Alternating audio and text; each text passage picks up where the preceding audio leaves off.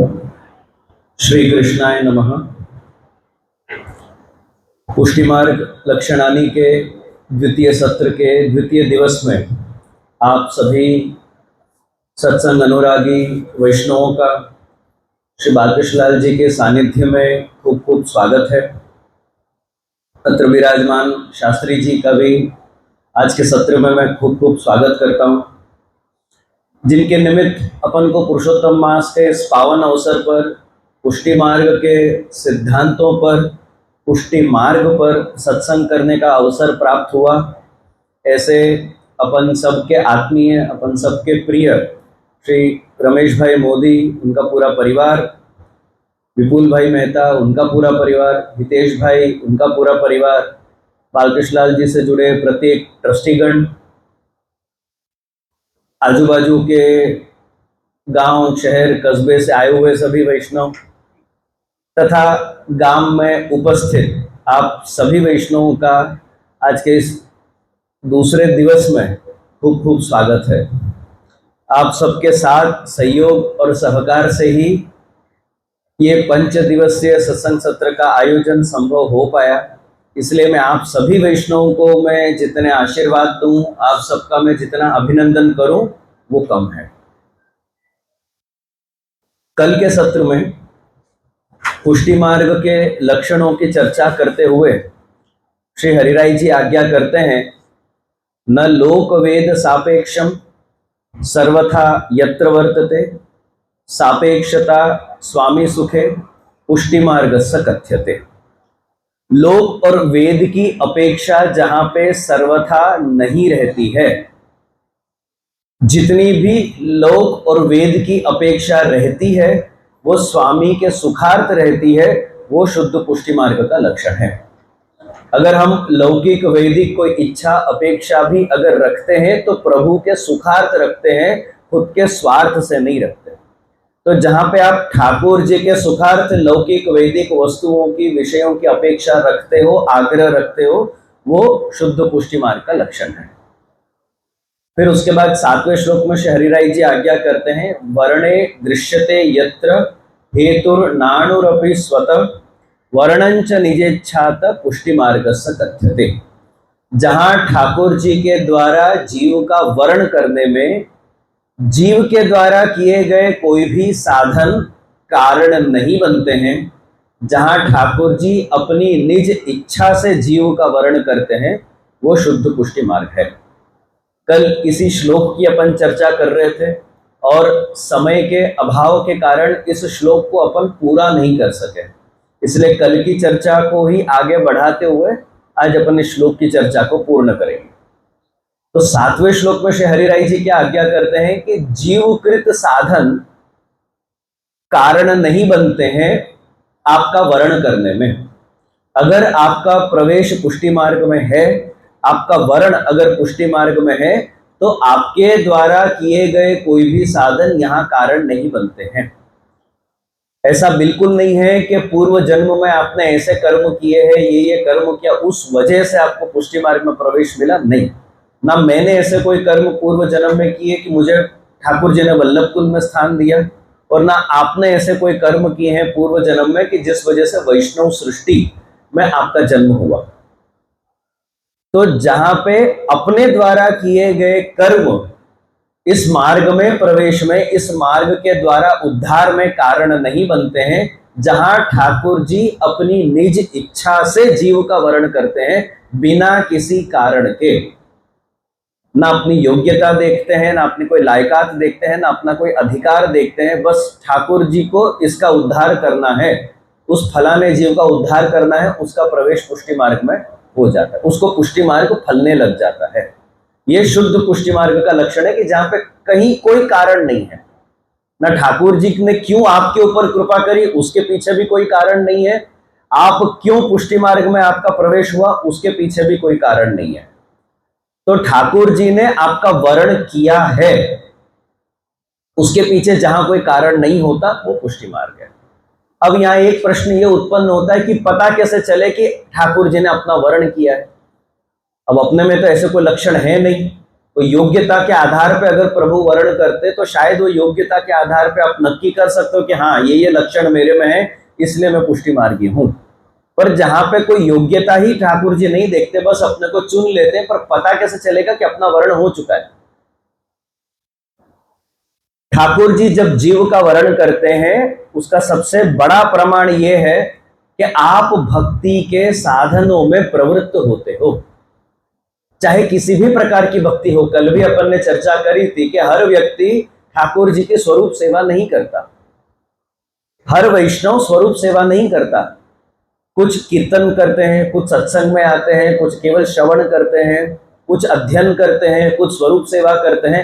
9 प्रकार की भक्ति है, नवदा भक्ति जिसको अपन कहते हैं। आप उनमें से किसी भी प्रकार की भक्ति करो, पर अगर आप पूर्ण पुरुषोत्तम भगवान श्री कृष्ण की यशोदोत्संग लालित गोपी जन वल्लभ ऐसे ठाकुर जी की जब आप सेवा में प्रवृत्त होते हो या उनकी किसी भी प्रकार की भक्ति में प्रवृत्त होते हो, तो समझो ठाकुर जी ने आपका वर्ण किया है।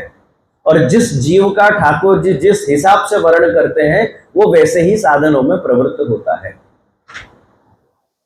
आप लोगों का आपकी दिनचर्या में से समय निकालकर ऐसी भारी धूप गर्मी में नॉन एसी हॉल में आके यहाँ पे बैठना, इस बात का प्रमाण है कि ठाकुर जी ने आपका वर्ण किया है।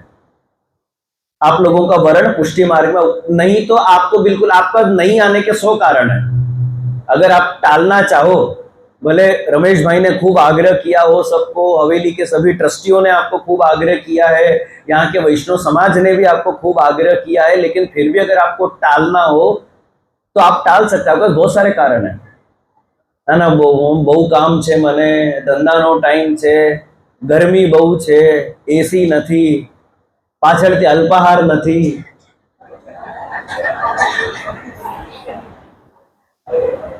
આ તો મજાકની વાત છે, જો તમારે ટાળવું હોય તો તમારી પાસે ઘણા બધા કારણો છે, પણ છતાંય આ બધા કારણ હોવા છતાં પણ તમે બધા અહીંયા આવ્યા છો, અહીંયા બેઠા છો, ઠાકોરજીના દર્શન માટે આવ્યા છો, સત્સંગ સાંભળવા માટે આવ્યા છો। આ સૌથી મોટું પ્રમાણ છે કે ઠાકોરજી આપણો વરણ પુષ્ટિ માર્ગમાં કર્યું છે, બાકી નહીં તો તમે આવો નહીં।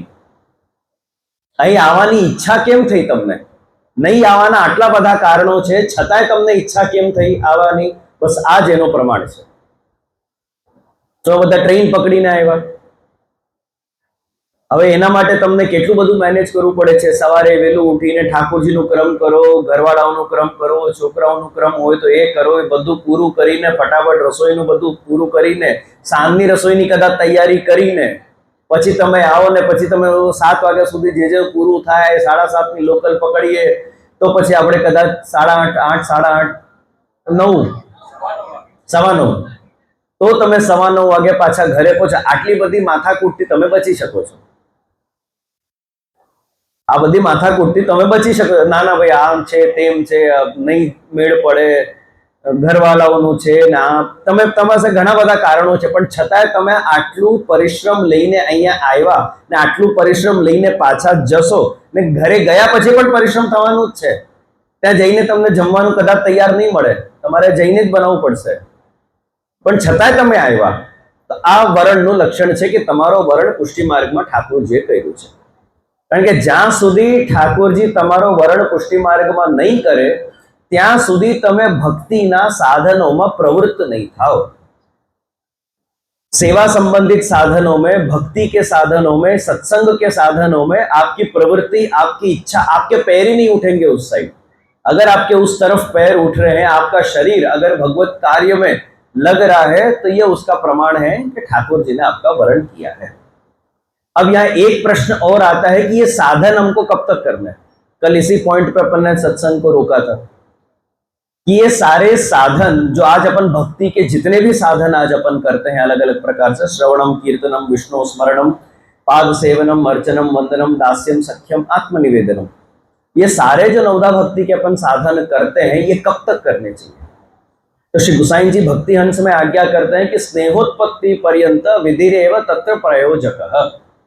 जब तक ठाकुर जी के प्रति आपके मन में स्नेह उत्पन्न नहीं हो तब तक आपको ये सारे साधन करने हैं। कल मैंने आप लोगों से एक प्रश्न पूछा था कि आज अपन जो ठाकुर जी की सेवा करते हैं घर पे, ये साधन सेवा है। ये साधन सेवा है। किस चीज का साधन है? क्या सिद्ध करना है? ठाकुर जी पहले ही प्राप्त है, तो ठाकुर जी माटे तो તમે નથી જ કરતા, ઠાકોર जी प्राप्त થઈ ગયા છે, હવે સેવા શા માટે? શું મળવાનું છે? सेवा करके अपने को क्या मिलेगा? क्यों अपन ये सारे साधन करते हैं? किस कारण से अपन ये सारे साधन कर रहे हैं? तो श्री गुसाई जी आज्ञा करते हैं कि ये सारे साधन अपन स्नेह उत्पन्न करने के लिए करते हैं। आज अपने को सेवा के लिए अपने अंदर स्नेह है? તમને હાશ થાય છે? પ્રભુ પોડી ગયા, હાશ ઠાકોરજી પોડી ગયા, હવે આપણી સેવા પતિ। હાશ ઠાકોરજી સમય તમને થતું હશે ને, હાશ હવે ઓફિસ ગયા, એક શાંતિનો અનુભવ થાય ને કે હાશ હવે ઓફિસ ગયા, છોકરાઓ સ્કૂલ ગયા કે ટ્યુશન ગયા કે કોલેજ ગયા। એવી જ રીતે આપણને સેવા માટે પણ થાય છે કે હાશ હવે ઠાકોરજી પોડી ગયા એટલે આપણે ફ્રી થયા, હવે બીજું કંઈક કરવું હોય તો આપણે કરી શકીએ, બહારનું પણ કંઈક કરવું હોય તો આપણાથી થઈ શકે છે। તો આજે જે આપણે સેવા કરીએ છીએ, સાધન સેવા કેમ છે? કારણ કે એ સ્નેહ આપણી અંદર નથી જે સ્નેહપૂર્વક ઠાકોરજીની સેવા થવી જોઈએ। તો આજે સેવાના જેટલા પણ સાધનો છે એ સ્નેહ ઉત્પન્ન કરવા માટેના સાધનો છે કે તમને આજે તમને સેવા ભલે આપણે પબ્લિકલી ન કહીએ, રેકોર્ડિંગ પણ થાય છે, કદાચ તમે એક્સેપ્ટ નહીં કરો, પણ કોઈ એક જગ્યાએ તમને ભાર લાગે છે કે નથી લાગતી? અન્નકૂટ કરવો હોય તો ટેન્શન થાય કે નહીં? અન્નકૂટ કરવો છે, અન્નકૂટ કરવો છે, અન્નકૂટ કરવો છે। અધિક મહિનાનું એક ટેન્શન છે, હવે કયો મનોરથ કરીએ, શું સામગ્રી કરીએ, શું કરીએ। તો કોઈ એક અંશમાં સેવા આપણને ભાર લાગે છે કે હવે શું કરશું, કેવી રીતે કરશું, આટલું બધું કરવાનું છે, કેવી રીતે થશે, કોણ આવશે?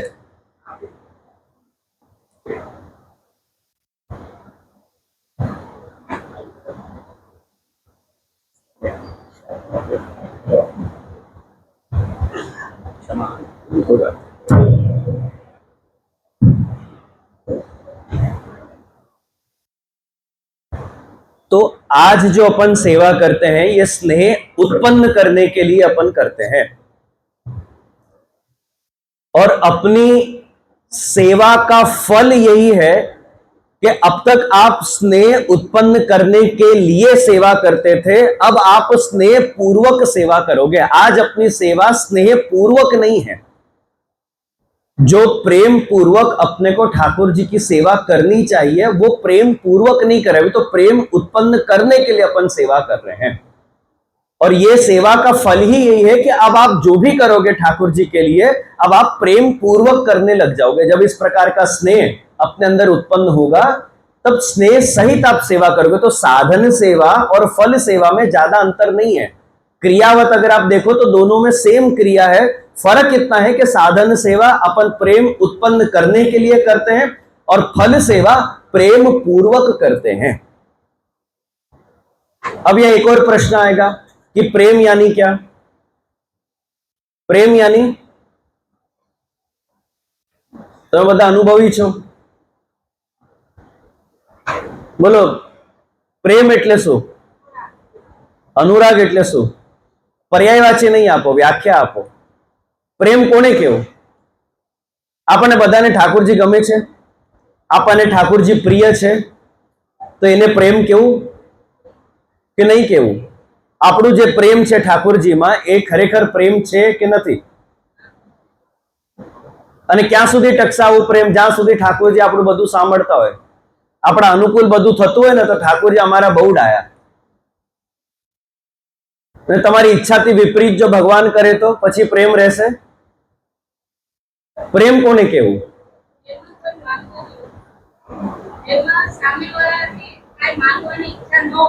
ઈચ્છા ન હોય, આપણને માંગવાની ઈચ્છા થાય છે કે નથી ઠાકોરજી પાસેથી? આપણું મોઢું જોઈને જ પ્રભુને ખબર પડી જાય છે આજે આ કઈ માંગવા આવ્યો છે, આજે આની પાસે લિસ્ટ લાંબી છે, હે ભગવાન, અને લિસ્ટ આખી આપણી ચાલુ થઈ જાય છે। આટલું કરી દેજે, આટલું કરી દેજે, આટલું કરી દેજે, આટલી કૃપા રાખજે, તું આટલું કરીશ, તું આટલું दूध ચડાવીશ, तो છે જ। नीचे एक बाजू बैठ बेटा, कैमरा के बीच में मत आओ बार। श्री गुसाइन जी प्रेम की व्याख्या करते हैं, आविर्भाव दिनेन येन गणितो हेतु स्तनीयानपि। जहां पे प्रेम का आविर्भाव होने में, प्रेम प्रकट होने में, प्रेम उत्पन्न होने में छोटे से छोटा कारण भी नहीं होता है और फिर भी प्रेम उत्पन्न होता हो, उसको प्रेम कहते हैं। प्रेम उत्पन्न होने के पीछे कोई कारण ही नहीं होना चाहिए। कल अपन ने चर्चा करी थी, नवारे पत्यु कामाय पति प्रियो भवति, आत्मनस्तु कामाय पति प्रियो भवति। पति के लिए पति प्रिय नहीं है। आप सबका आपका पति प्रिय है? હવે નથી, પેલા હતા। एक वर्ष ચાલ્યું પછી प्रेम खलास થઈ ગયો। तो अगर आपको आपके पति प्रिय है तो उपनिषद कहता है कि पति के लिए पति प्रिय नहीं है, मेरा पति है इसलिए प्रिय है। किसी और का होता तो प्रिय होता? अपन ने कल ही चर्चा करी थी कि जो लक्षण अपने पति में है वो अगर पड़ोसी के पति में होते तो अपने को प्रिय होता? नहीं होता। मेरा पति है इसलिए मेरे को प्रिय है। यही उदाहरण अपन ने पुत्र के लिए भी देखा था। मेरा पुत्र है इसलिए प्रिय है, ऐसा ही लक्षण वाला पुत्र पड़ोसी का होता तो प्रिय नहीं होता। तो मूलतः स्नेह कहां है, प्रियता कहां है? अपनी अंदर। आत्मनस्तु कामाय, अपन को अपनी आत्मा से प्रेम है। अपन खुद में अपनी इतनी लागणी है कि अपने से जुड़ा सब कुछ अच्छा है।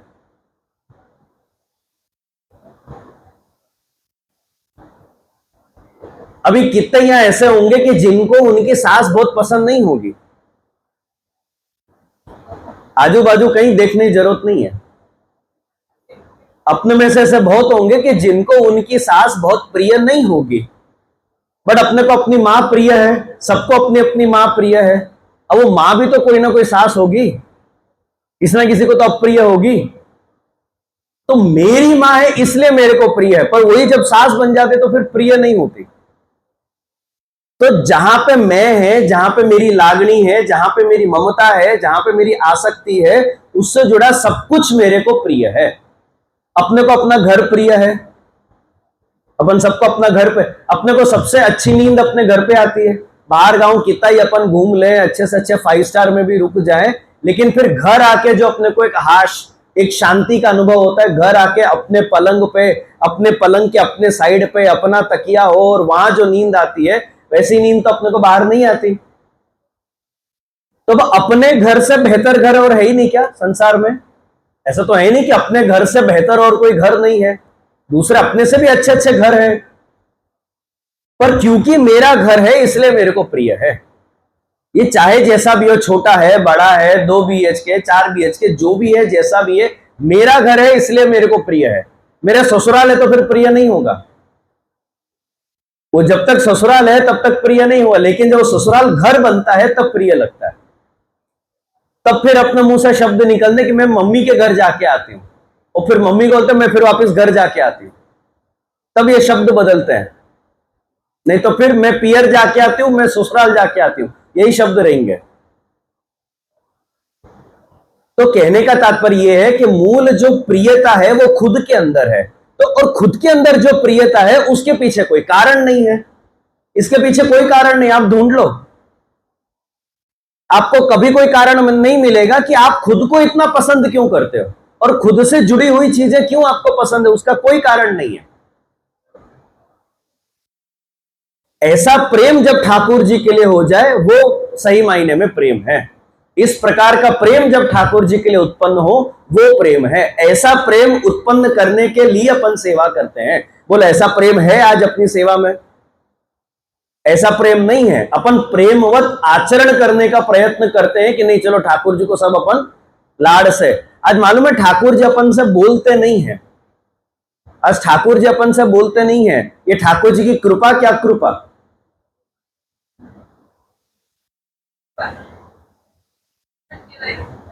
ठाकुर जी अपन से बोलते नहीं है, सामने से फरमाइश नहीं करते हैं, ये कृपा क्या कृपा। કૃપા છે. કેમ કૃપા છે ખબર છે? કારણ કે જો ઠાકુરજી બોલે ને તમે કરી નહીં શકો, આપણું સામર્થ્ય નથી. જો ઠાકુરજી તમને કે અરે ભાઈ આટલા વર્ષ થયા મિશ્રી ખવડાવીને આજે જરા દાલ ભાત ખવડાવજે ને, બોલ આપણી શું હાલત થાય? એટલે ઠાકુરજીને ખબર છે એટલે બિચારા ચૂપ બેઠા છે, બોલવું જ નથી, જે મળે છે તે ખાઈ લેવાનું ચૂપચાપ, વરની જેમ.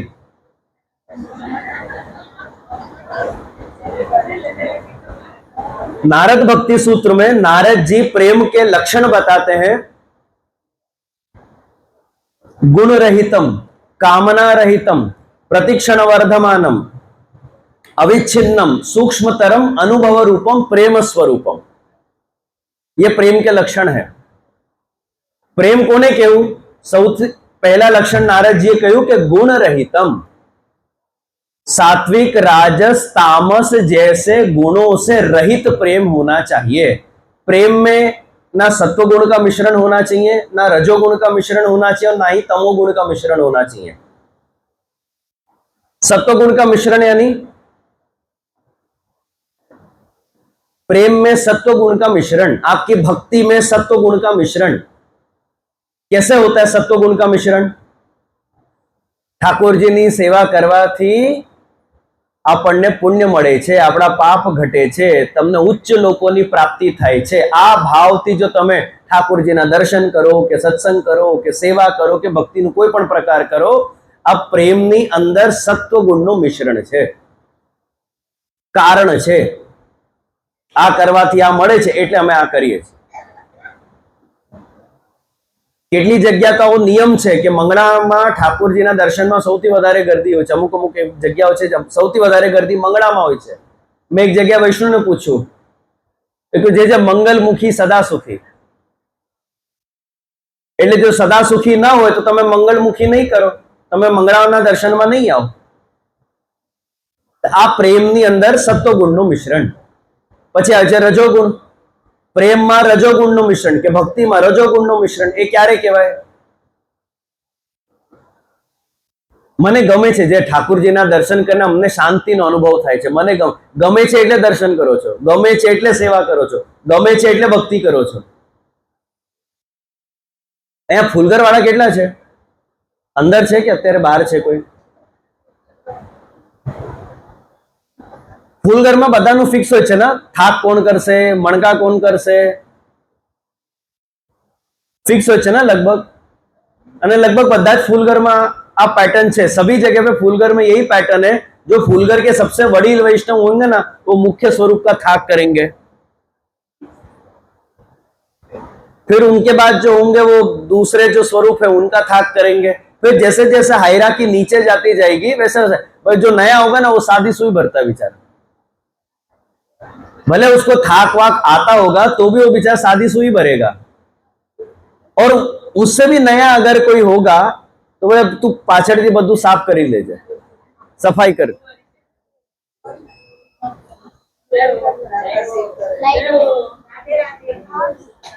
हाथ दुख रहा है क्यों? कहने का तात्पर्य यह है, તમે કેમ થાક પકડી રાખ્યો છે, તમે કેમ મણકાને પકડી રાખ્યા છે, અને જો તમે લેટ આવો અને કોઈ જલ્દી આવી જાય ને ચાલુ કરી દે, તમને ગુસ્સો આવે છે કે નહીં? કેમ આવું તમે પકડીને રાખ્યું છે? આ તો હું જ કરીશ. અરે તમે સમય પર આવી ગયા તો કરો ને, કોઈ ના નથી. પણ તમે નો આવ્યા અને કોઈ બીજાએ ચાલુ કરી દીધું હોય તો એમાં વાંધો શું છે? કેમ તમે આવું પકડીને રાખ્યું છે? અને જો તમે કહો આ તો મારી જ સેવા છે, આ તો હું જ કરીશ, આ તમારા પ્રેમમાં રજોગુણનું મિશ્રણ. મને ગમે છે, હું જ કરીશ, હું સૌથી સારું કરું છું. ભલે સેવા જ છે, ભક્તિ જ છે, ભક્તિના અંતર્ગત જ છે, તમે ભક્તિની બહારની વાત નથી કરતા. પણ જ્યારે તમારો કોઈ સ્વાર્થ અહીંયા આવી જાય કે તમારી ઇન્દ્રિયોનો પ્રશ્ન આવી જાય છે કે મને આ ગમે છે,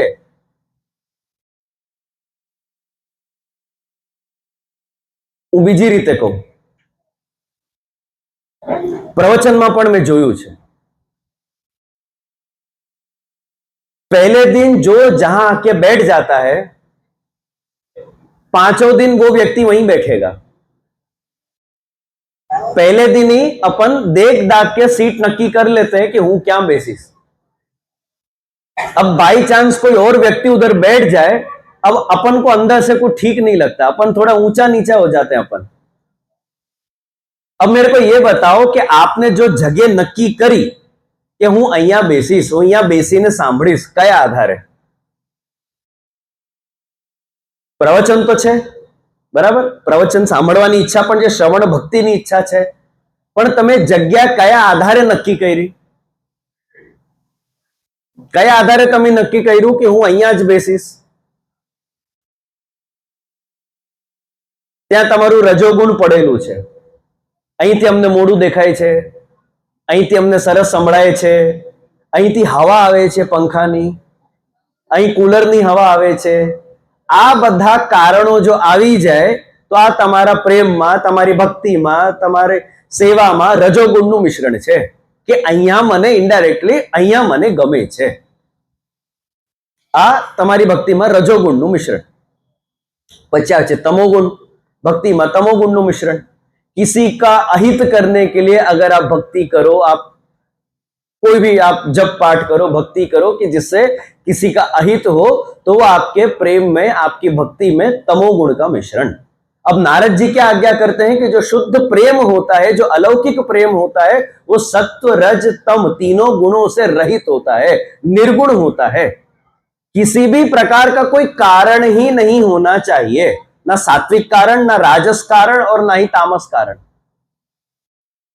मेरे को प्रवचन तो सुनना है, पर ऐसी जगह बैठ के सुनना है जहां हवा है. अब हवा नहीं आएगी तो धीरे धीरे एक एक गायब होते जाएंगे. अभी मेरे को प्रवचन तो सुनना है, पर मेरा एक टाइमिंग है. इसके ऊपर अगर जो जे का प्रवचन जाएगा तो आप बोलते रहो, अपन पीछे से. तो ये सब कारण आ गए, सात्विक कारण, राजस कारण, तामस कारण. एक जगह ऐसा ही हुआ मेरे साथ, थोड़ा फ्लो में मेरा बहुत ध्यान गया नहीं. प्रवचन कर रहा था पर ध्यान गया नहीं मेरा कि एक एक कम होते जा रहे पीछे से. लास्ट में एक व्यक्ति आगे बैठा, तब मेरा ध्यान गया कि भाई पीछे कहां सब गायब हो गए. फिर मैंने उससे पूछा तुम क्यों नहीं गए? बोले जे आप जे आसन में बिराजा छो ने, मारे लई जवानुं छे. तो हूँ तो आपनी ज राह जोतो तो कि आप उभा थाओ तो हूँ आसन लईने जाऊं. तो नारद जी आज्ञा करते हैं कि सबसे पहले तो प्रेम का लक्षण है कि गुण रहितम. फिर दूसरा आता है कामना रहितम, किसी भी प्रकार की कामना से रहित. ना पैसों की कामना, ना पुण्य की कामना, ना इस लोक की कामना, ना परलोक की कामना, ना स्वर्ग की कामना, ना मोक्ष की कामना. किसी भी प्रकार की कामना से रहित होना चाहिए. फिर तीसरा है प्रतिक्षण वर्धमानम. प्रेम का स्वरूप कैसा है? तो एक क्षण से दूसरे क्षण में वो बढ़ा हुआ होना चाहिए. प्रेम में अगर स्थिरता भी आ गई, प्रेम में किसी भी प्रकार की स्थिरता, वो आपके प्रेम को खंडित करती है. आज से 20 साल पहले जब ठाकुर जी पधारे, तब ठाकुर जी के जो मेरे मन में स्नेह था, आज भी मेरे अंदर वही स्नेह है. तो आने प्रेम केवू के नहीं केवू?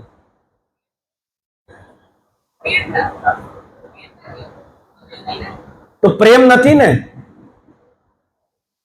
फ्लक्चुएट थाय छे. એવું હોય તો પછી ભલે ફોકસ બંધ કરી દો, ફ્લક્ચુએટ થતું હોય તો.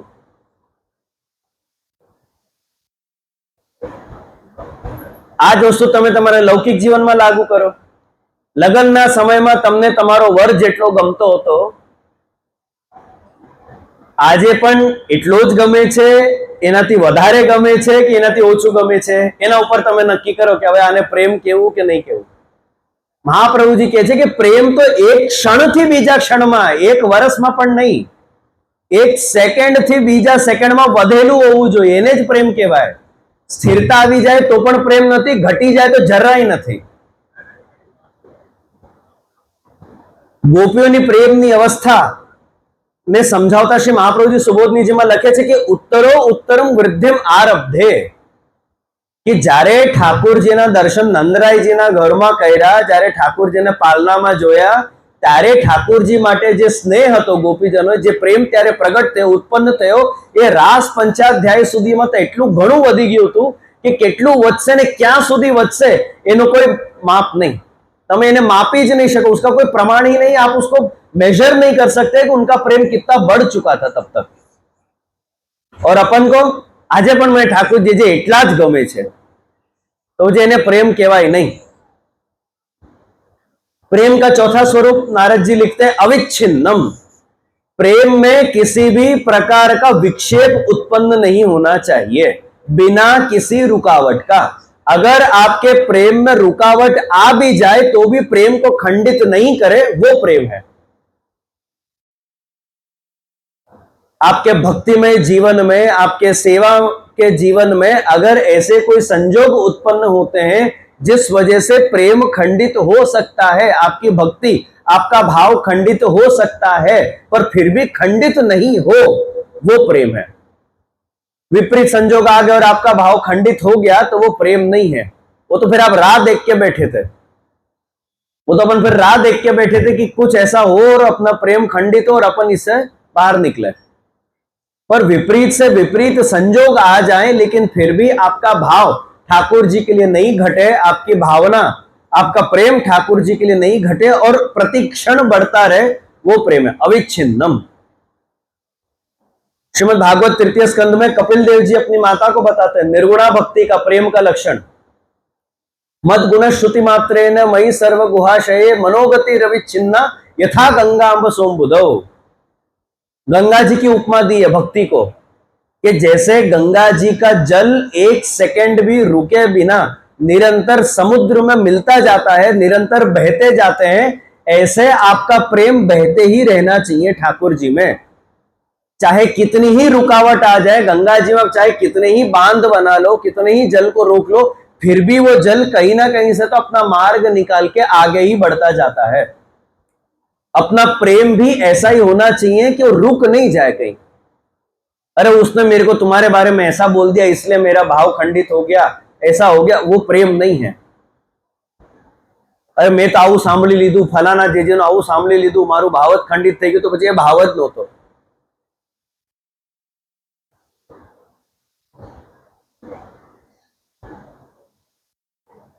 और इसी को श्री महाप्रभु जी सिद्धांत मुक्तावली में दूसरे शब्दों में कहते हैं कृष्ण सेवा सदा कार्या. ये सदा है. यहाँ पे सदा का मतलब ये नहीं कि 24 घंटे आप सेवा ही करते रहो. 24 घंटे आप सेवा नहीं कर पाओगे. कहां से करोगे? सोओगे कब, खाओगे कब, पियोगे कब, मैच कब देखोगे, फाफड़ा जलेबी कब खाने जाओगे, गरबा कब करोगे. सदा शब्द का अर्थ यहां पे यही है कि ठाकुर जी के प्रति आपका भाव बिना रुकावट के होना चाहिए और वो बढ़ते ही रहना चाहिए. और आप अपने लौकिक जीवन में भी जो भी कार्य करो वो भी सेवा समझ के करो कि ये भी ठाकुर जी की ही सेवा है. फिर लौकिक के जितने भी कार्य जिसका दूर दूर तक ठाकुर जी से संबंध नहीं है वो धीरे धीरे आपके कम हो जाएंगे. બજારની કચોડી ખાવી સેવા છે કે નહીં? એને ઠાકોરજીની સેવા માનવી કે નહીં માનવી? અહીંનું શું ફેમસ છે દાણુનું? વડાપાવ. અહીં વડાપાવ જ. વડાપાવ ખાવું એ ઠાકોરજીની સેવા છે કે નહીં? જો છે તો ખાઓ, કોઈ ના નથી.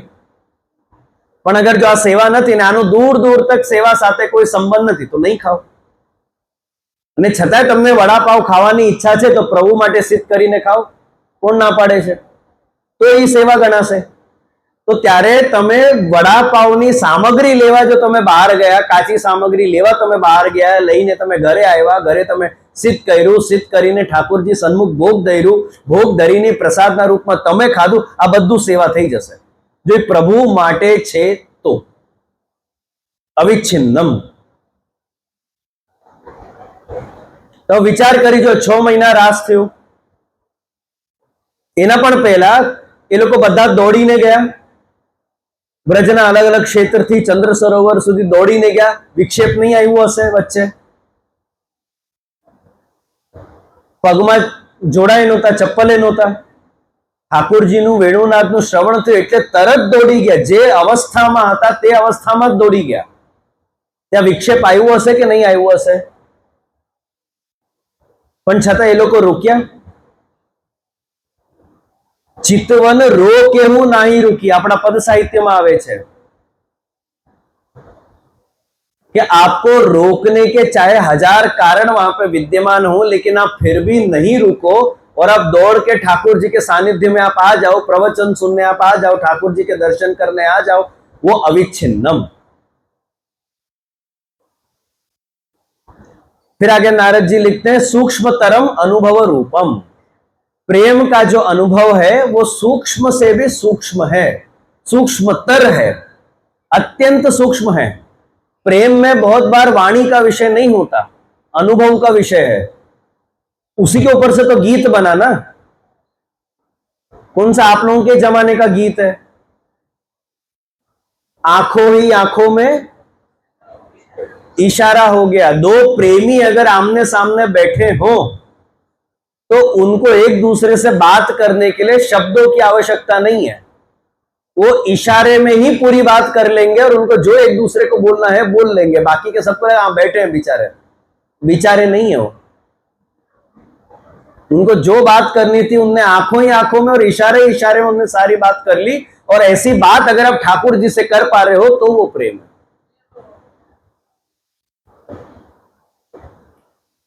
वेणुनाथ का तो श्रवण अपने को होता नहीं है. ठाकुर जी आज वेणुनाथ करते हैं कि नहीं करते?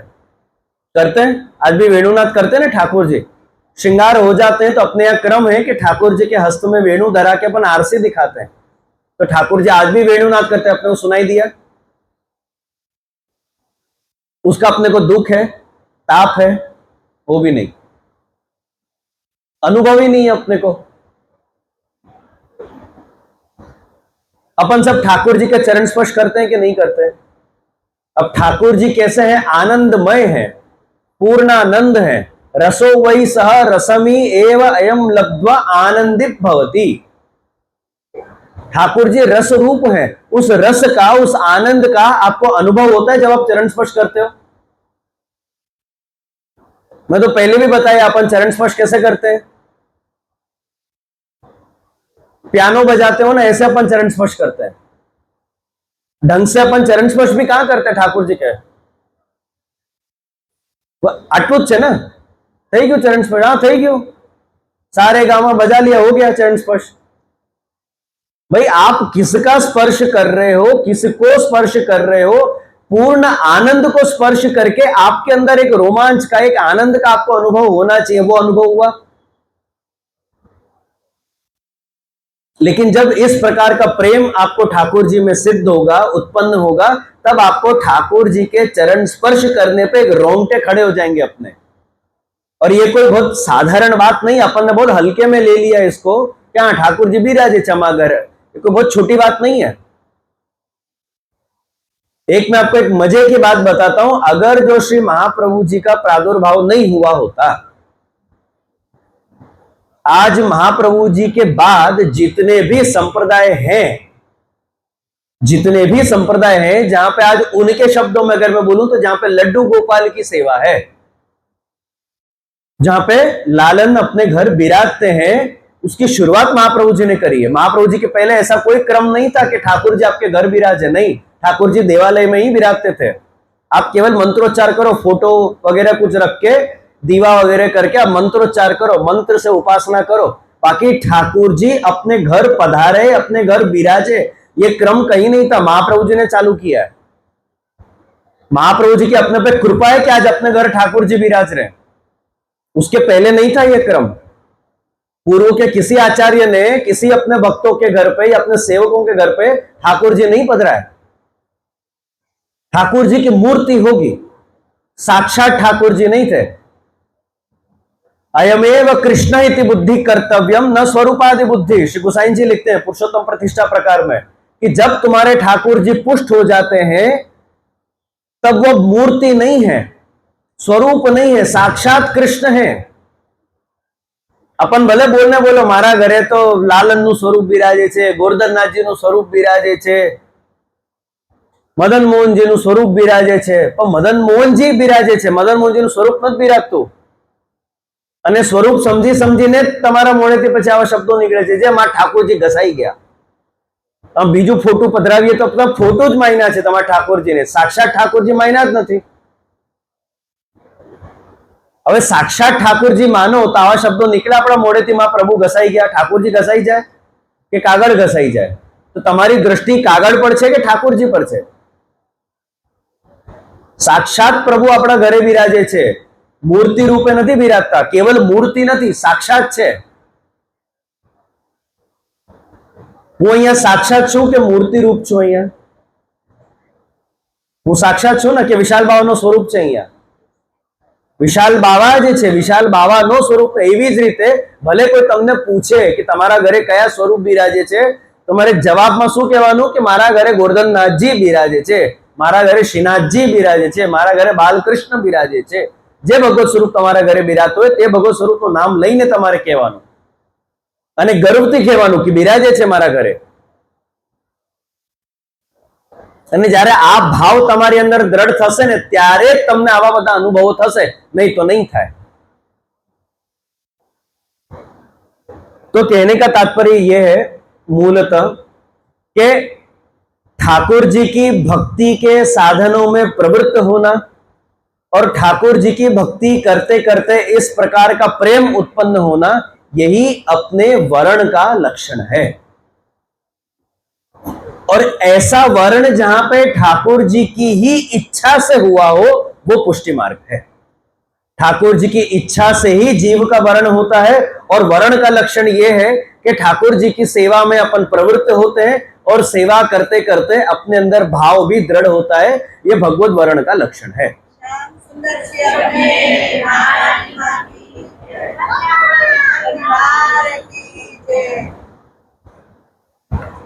और यही अपना 7वां श्लोक पूरा होता है. अब 8वें श्लोक में श्री हरिराय जी आज्ञा करते हैं कि यत्र स्वतंत्रता भक्ते है आविर्भाव अनपेक्षणा सर्वानुभव रूपत्वम पुष्टि मार्गस्य कथ्यते. હવે જેટલા પણ આગળ શ્લોકો આવશે ને, એક પછી એક બીજાના એક્સટેન્શન છે, કન્ટિન્યુએશન છે.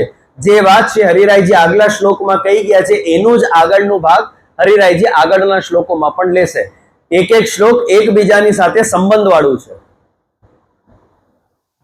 अब श्री हरिराय जी 8वें श्लोक में क्या आज्ञा करते हैं कि जहां भक्ति पूर्ण रूप से स्वतंत्र है, जहां ठाकुर जी अपने भक्तों को प्रत्येक लीलाओं का अनुभव कराते हैं, प्रत्येक स्वरूप का अनुभव कराते हैं, जहां पे भक्तों को ठाकुर जी के आविर्भाव की भी अपेक्षा नहीं रहती, वो पुष्टि मार्ग है. सुबोधनी जी में श्री महाप्रभु जी आज्ञा करते हैं, भक्ति का लक्षण बताते हुए आज्ञा करते हैं, भक्ति स्वतंत्रा शुद्धा च दुर्लभा. भक्ति के 3 लक्षण होने चाहिए, तब वो भक्ति मानी जा सकती है. भक्ति सबसे पहले कैसी होनी चाहिए? स्वतंत्रा, स्वतंत्र होनी चाहिए. आज अपन जो भक्ति करते हैं ठाकुर जी की, क्या वो भक्ति स्वतंत्र है कि परतंत्र है? આજે તમારી ભક્તિ સ્વતંત્ર છે કે પરતંત્ર છે?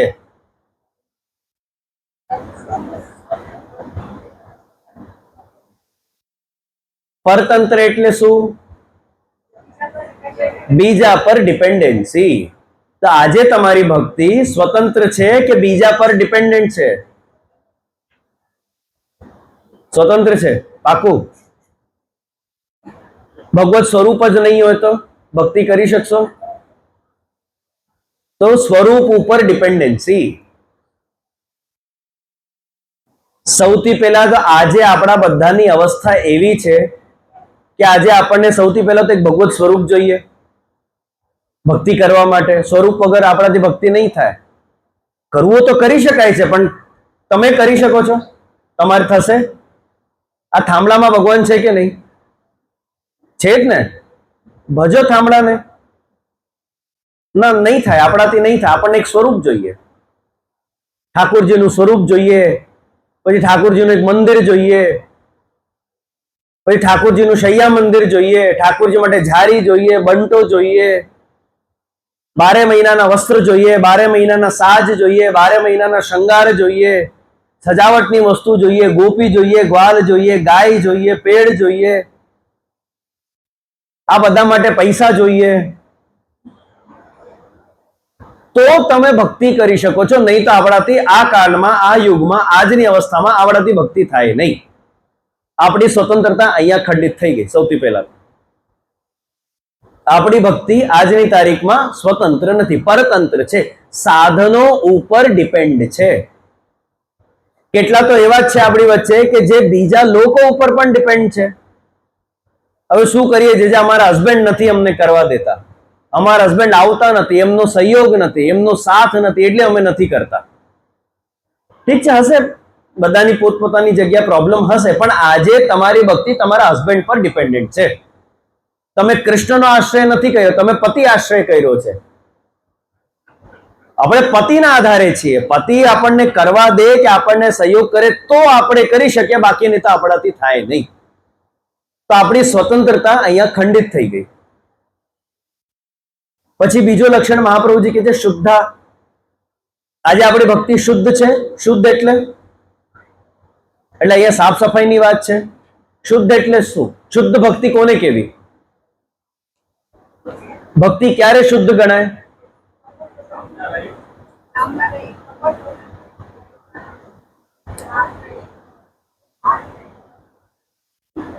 ભક્તિ ક્યારે શુદ્ધ ગણાય? શ્રી મહાપ્રભુજી સુબોધનીજીમાં આજ્ઞા કરે છે, કૃષ્ણાધીના તુ મર્યાદા સ્વાધીના પુષ્ટિરુચ્યતે. કૃષ્ણના આધીન રહીને જો તમે સેવા કરશો તો એ પુષ્ટિના અંતર્ગતની મર્યાદા છે. અને આ મર્યાદા આ તમારી ભક્તિને મિશ્ર કરે છે. મર્યાદા મિશ્ર ભક્તિ છે, શુદ્ધ નથી. આજે આપણે કૃષ્ણના આધીન બનીને સેવા કરીએ છીએ કે કૃષ્ણ આપણા આધીન છે? જો કે છે, પ્રભુ આપણા આધીન છે, પણ છતાંય આપણે કૃષ્ણના આધીન રહીને આપણે સેવા કરીએ છીએ. કઈ રીતે તમે બધા કૃષ્ણના આધીન છો? આજે તમારી જે સેવા છે એ ભગવત આધીન છે. કઈ રીતે? આજે તમે પ્રણાલિકાને ફોલો કરીને સેવા કરો, તમે મન મરજીથી નથી કરી શકતા. આ તો અધિક મહિનામાં 1 મહિનો તમને અવકાશ મળે છે કે તમે તમારી મન મરજીનું કરો. જે ગુણ ગોબર તમારે કરવું હોય કરો, જે કોમ્બિનેશન તમારે કરવું હોય તમે કરો, તમારી ઈચ્છા મુજબ જે તમારે કરવું હોય તમે કરો. આખું વર્ષ ચાલે. ઉષ્ણકાળમાં હીરા ધરાવવું હોય ધરાવો, શીતકાળમાં મોતી ધરાવવું હોય ધરાવો. ભલે ઉષ્ણકાળ છે, તમે શામ ઘટા કરવી હોય તો કરો. જે તમારે કરવું હોય તે તમે કરો. આ અધિક મહિનામાં આપણને એક છૂટ મળે છે. આખું વર્ષ આપણને મળે છે. આખા વર્ષ આપણે પ્રણાલિકાના આધીન છીએ કે નહીં? ભાઈ આજે કયા વસ્ત્ર, આજે કયા શિંગાર, આજે હું શું ધરાવું, તમે તમારી ઈચ્છાથી નથી કરી શકતા. તમે અહીંયા પ્રણાલિકાને ફોલો કરવું જરૂરી છે. આજે કઈ સામગ્રી, એમાં પણ સામગ્રીમાં વિશેષ આપણે બધા એવા ટેવાઈ ગયા છીએ સામગ્રીઓમાં કે અમુક ઉત્સવો આપણે સામગ્રીથી યાદ રાખીએ છીએ. ઉત્સવથી ઉત્સવ યાદ નથી રહેતું, સામગ્રીથી ઉત્સવ યાદ રહે છે. જલેબી ઉત્સવ છે, ગુસાઈજીનો ઉત્સવ નથી. કેમ? આજે જલેબી ખાવા મળશે. કંટોળા તેરસ, કચોડી પૂનમ, હા, રીંગણ દસમી. આપણી બુદ્ધિ ક્યાં છે? સામગ્રીમાં. આપણે ઉત્સવોને સામગ્રી પરથી યાદ રાખીએ. હવે કેટલાને ખબર છે કે કચોરી પૂનમના દિવસે વ્યાસજીનું પણ પ્રાગટ્ય ઉત્સવ છે? ગુરુ પૂનમ છે, ખરેખર ગુરુ પૂનમ છે ને વ્યાસજીનો પ્રાગટ્ય ઉત્સવ છે એટલે ગુરુ પૂનમ તરીકે મનાય છે. અને પ્રભુ એમાં કચોડીની સામગ્રી આરોગે છે, પણ બાકી બધું ગૌણ થઈ ગયું. કચોડી મુખ્ય છે. અને હું ખરેખર કહું છું, આ જ્યારથી સોશિયલ મીડિયા આવ્યું છે ને ત્યારથી આ બધા ઉત્સવોમાં લિટરલી મેં વૈષ્ણવને કચોરીનું ફોટો અપલોડ કરતા જોયું છે. ગુરુ પૂનમના દિવસે ગુરુ બાજુમાં રહી ગયા, વ્યાસજી એક બાજુમાં રહી ગયા, કચોરીનું સ્ટેટસ છે, જલેબીનો સ્ટેટસ છે, કંટોળાનો સ્ટેટસ છે, અરે પવિત્રામાં મિશ્રીનો સ્ટેટસ છે. ગુરુ તો એક બાજુમાં રહી ગયા.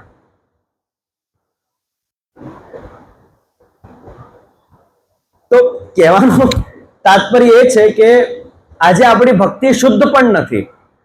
એમાં પ્રણાલિકા રૂપી મર્યાદાનો એક મિશ્રણ છે. આજે તમે કૃષ્ણના આધીને રહીને તમે સેવા કરો છો. જો કે અત્યારે અધિક મહિનો છે એટલે મારાથી આ પૂછાય નહીં. બાકી જો સામાન્ય દિવસ હોતે તો તમે આ દિવસોમાં પ્રભુને તમે હિંડોળા ઝુલાવી શકો છો, તમે ઠાકોરજીને પલ્લામાં પધરાઈ શકો છો, તમે ઠાકોરજીને ડોલમાં પધરાઈ શકો છો, તમારે અંકુટ કરો તો તમે અંકુટ કરી શકો છો. મને એકવાર લોકડાઉનના દિવસોમાં એક ફોન આવ્યો, આ માર્ચ એપ્રિલમાં, જે આપની આજ્ઞા હોય તો અમે અંકુટ કરીએ. મેં કીધું હમણાં ઉષ્ણકાલમાં અંકુટ? ઉષ્ણકાલમાં તો નહીં થાય. ના જે અમે ખાલી જ છીએ ઘરે, લોકડાઉન છે, તમે ઘરે ખાલી બેઠા છો એટલે તમને અંકુટ કરવાની ઈચ્છા થઈ. આજે તમે પ્રણાલિકાથી બંધાયેલા છો. આજે તમારી જે પુષ્ટિ ભક્તિ છે એ પ્રણાલિકા નામની એક મર્યાદાના અંતર્ગત તમારી પુષ્ટિ ભક્તિ છે. તો આજે તમારી પુષ્ટિ ભક્તિ પણ શુદ્ધ નથી, મર્યાદા મિશ્ર છે. તમે કૃષ્ણના આધીને રહીને સેવા કરો છો, હજી કૃષ્ણ તમારા આધીન થયા નથી. જો કે જાગવામાં, સામગ્રી અરોગવામાં, પોડવામાં કૃષ્ણ તમારા આધીન છે. જ્યારે જગાડો ત્યારે પ્રભુ જાગે, જે ધરો તે પ્રભુ આરોગે, ને જ્યારે પોડાવો ત્યારે પ્રભુ પોડી જાય. તો કે આટલા અંશમાં તો કૃષ્ણ તમારા આધીન છે. બાકી અધરવાઇઝ જે ઓવરઓલ આજે આપણી જે સેવા પ્રણાલિકા છે એ કૃષ્ણાધીના છે. તો આજે આપણી ભક્તિ શુદ્ધ પણ નથી. અને ત્રીજું લક્ષણ છે દુર્લભ. આજે આપણી જે સેવા છે કે જે રીતે આપણે સેવા કરીએ છીએ, જે રીતે આપણે ભક્તિ કરીએ છીએ એ દુર્લભ છે કે સુલભ છે? સ્વતંત્ર પુષ્ટિ ભક્તિ, શુદ્ધ પુષ્ટિ ભક્તિ એ દુર્લભ છે, એ સુલભ નથી. અને દુર્લભનો તાત્પર્ય શું છે? અહીંયા દુર્લભથી તાત્પર્ય છે કે આ કેવલ ભગવદ કૃપા સાધ્ય છે, જીવકૃત સાધનોથી સિદ્ધ થાય એવું છે નહીં. લોક વેદાતીત છે, લોકમય જોવા નહીં મળે. દુર્લભ કોને કેવું? જે તમને લોકમય જોવા નહીં મળે, વેદમય તમને સાંભળવા કે વાંચવા નહીં મળે, ને છતાં અહીંયા પ્રભુ જ આવી લીલા કરતા હોય તો એને લોક વેદાતીત કહેવાય. અને લોક વેદાતીત એટલે દુર્લભ. જે ભગવાન લીલા જે બધી જગ્યા કરતા હોય એને દુર્લભ ન કહેવાય. જે લોકના અંતર્ગત ભગવાન લીલા કરે દુર્લભ નહીં. જે વેદના નિયમોના અંતર્ગત રહીને ભગવાન જો લીલા કરે એ દુર્લભ નહીં. પણ ભગવાને તો એવી એવી લીલાઓ કરી છે કે જેનો ઉલ્લેખ આપણને વેદમાં નથી મળતો અને લોકમાં જોવા નથી મળતો. અને આવી ભક્તિ જ્યારે આપણે કરીએ ને તો એવી ભક્તિ પણ દુર્લભ બની જાય છે. અરે આવી ભક્તિ તો આપણે લોકમય નથી જોઈ ને વેદમય વાંચવામાં નથી આવી. અને આવી ભક્તિ જે છે એ ભગવત કૃપાથી સિદ્ધ થાય છે, જીવકૃત સાધનોથી સિદ્ધ થતી નથી. અને જે જીવની અંદર આ ત્રણેય લક્ષણ હોય છે, જે જીવની ભક્તિમાં આ ત્રણેય લક્ષણ હોય છે, સ્વતંત્ર, શુદ્ધ અને દુર્લભ, આ ત્રણેય લક્ષણ જે ભક્તિમાં હોય છે, ત્યાં શ્રી હરિરાયજી આગળ લખે છે કે આવિર્ભાવ અનપેક્ષણા. આવા ભક્તોને જેની ભક્તિ સ્વતંત્ર છે, શુદ્ધ છે અને જેની ભક્તિ દુર્લભ છે, આવા ભક્તોને ભગવત સ્વરૂપના આવિર્ભાવની પણ અપેક્ષા રહેતી નથી. અર્થાત ઠાકોરજીની સેવા કરવા માટે મને ઠાકોરજીની પણ જરૂરિયાત નથી. હું ઠાકોરજીની સેવા, ઠાકોરજીની ભક્તિ ઠાકોરજી વગર કરી શકું છું. હું ઠાકોરજી પર ડિપેન્ડન્ટ નથી. આ ભક્તિની બહુ ઉચ્ચ કક્ષા છે. આજે ભક્તિ કરવા માટે, સેવા કરવા માટે તમને ભગવત આવિર્ભાવ જોઈએ. ઠાકોરજી ઘરે બિરાજે તો જ આપણાથી થાય, તો જ આપણું ભાવ દ્રઢ થાય, તો જ આપણે સાધન કરી શકીએ. પણ હરિરાયજી શું કહે છે? શુદ્ધ પુષ્ટિ ભક્તો કેવા હોય છે કે જેમને ભગવત સ્વરૂપના આવિર્ભાવની પણ કોઈ અપેક્ષા નથી. ઠાકોરજીની સેવા કરવા માટે મને ઠાકોરજીની જરૂર નથી, હું કરી શકું છું, સ્વતંત્ર છું અને પ્રભુ મારી સેવા સ્વીકારે જ છે. આ જે ભક્તિની અવસ્થા છે, આ ભક્તિની અવસ્થાને જ આપણા ત્યાં બીજા શબ્દોમાં, સરળ શબ્દોમાં માનસી કહેવાય. આ જ માનસી છે. આંખ બંધ કરીને તમે કલ્પના કરો, આ દૂધ ભોગ ધર્યું ને લાડુ ભોગ ધર્યું ને મઠરી ભોગ ધરી, એને માનસી ન કહેવાય. એ કલ્પના છે તમારી, એ માનસી નહીં.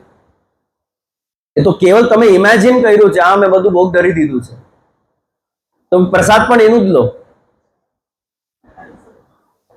જો બધું કલ્પનાથી જ તમે જો બધું પહોંચી લો છો ઠાકોરજીને, તો પ્રસાદ પણ કલ્પનામાં જ લો તમે. પછી પ્રસાદ કેમ પ્રત્યક્ષ જોઈએ તમને? પ્રસાદ પણ માનસીમાં લો.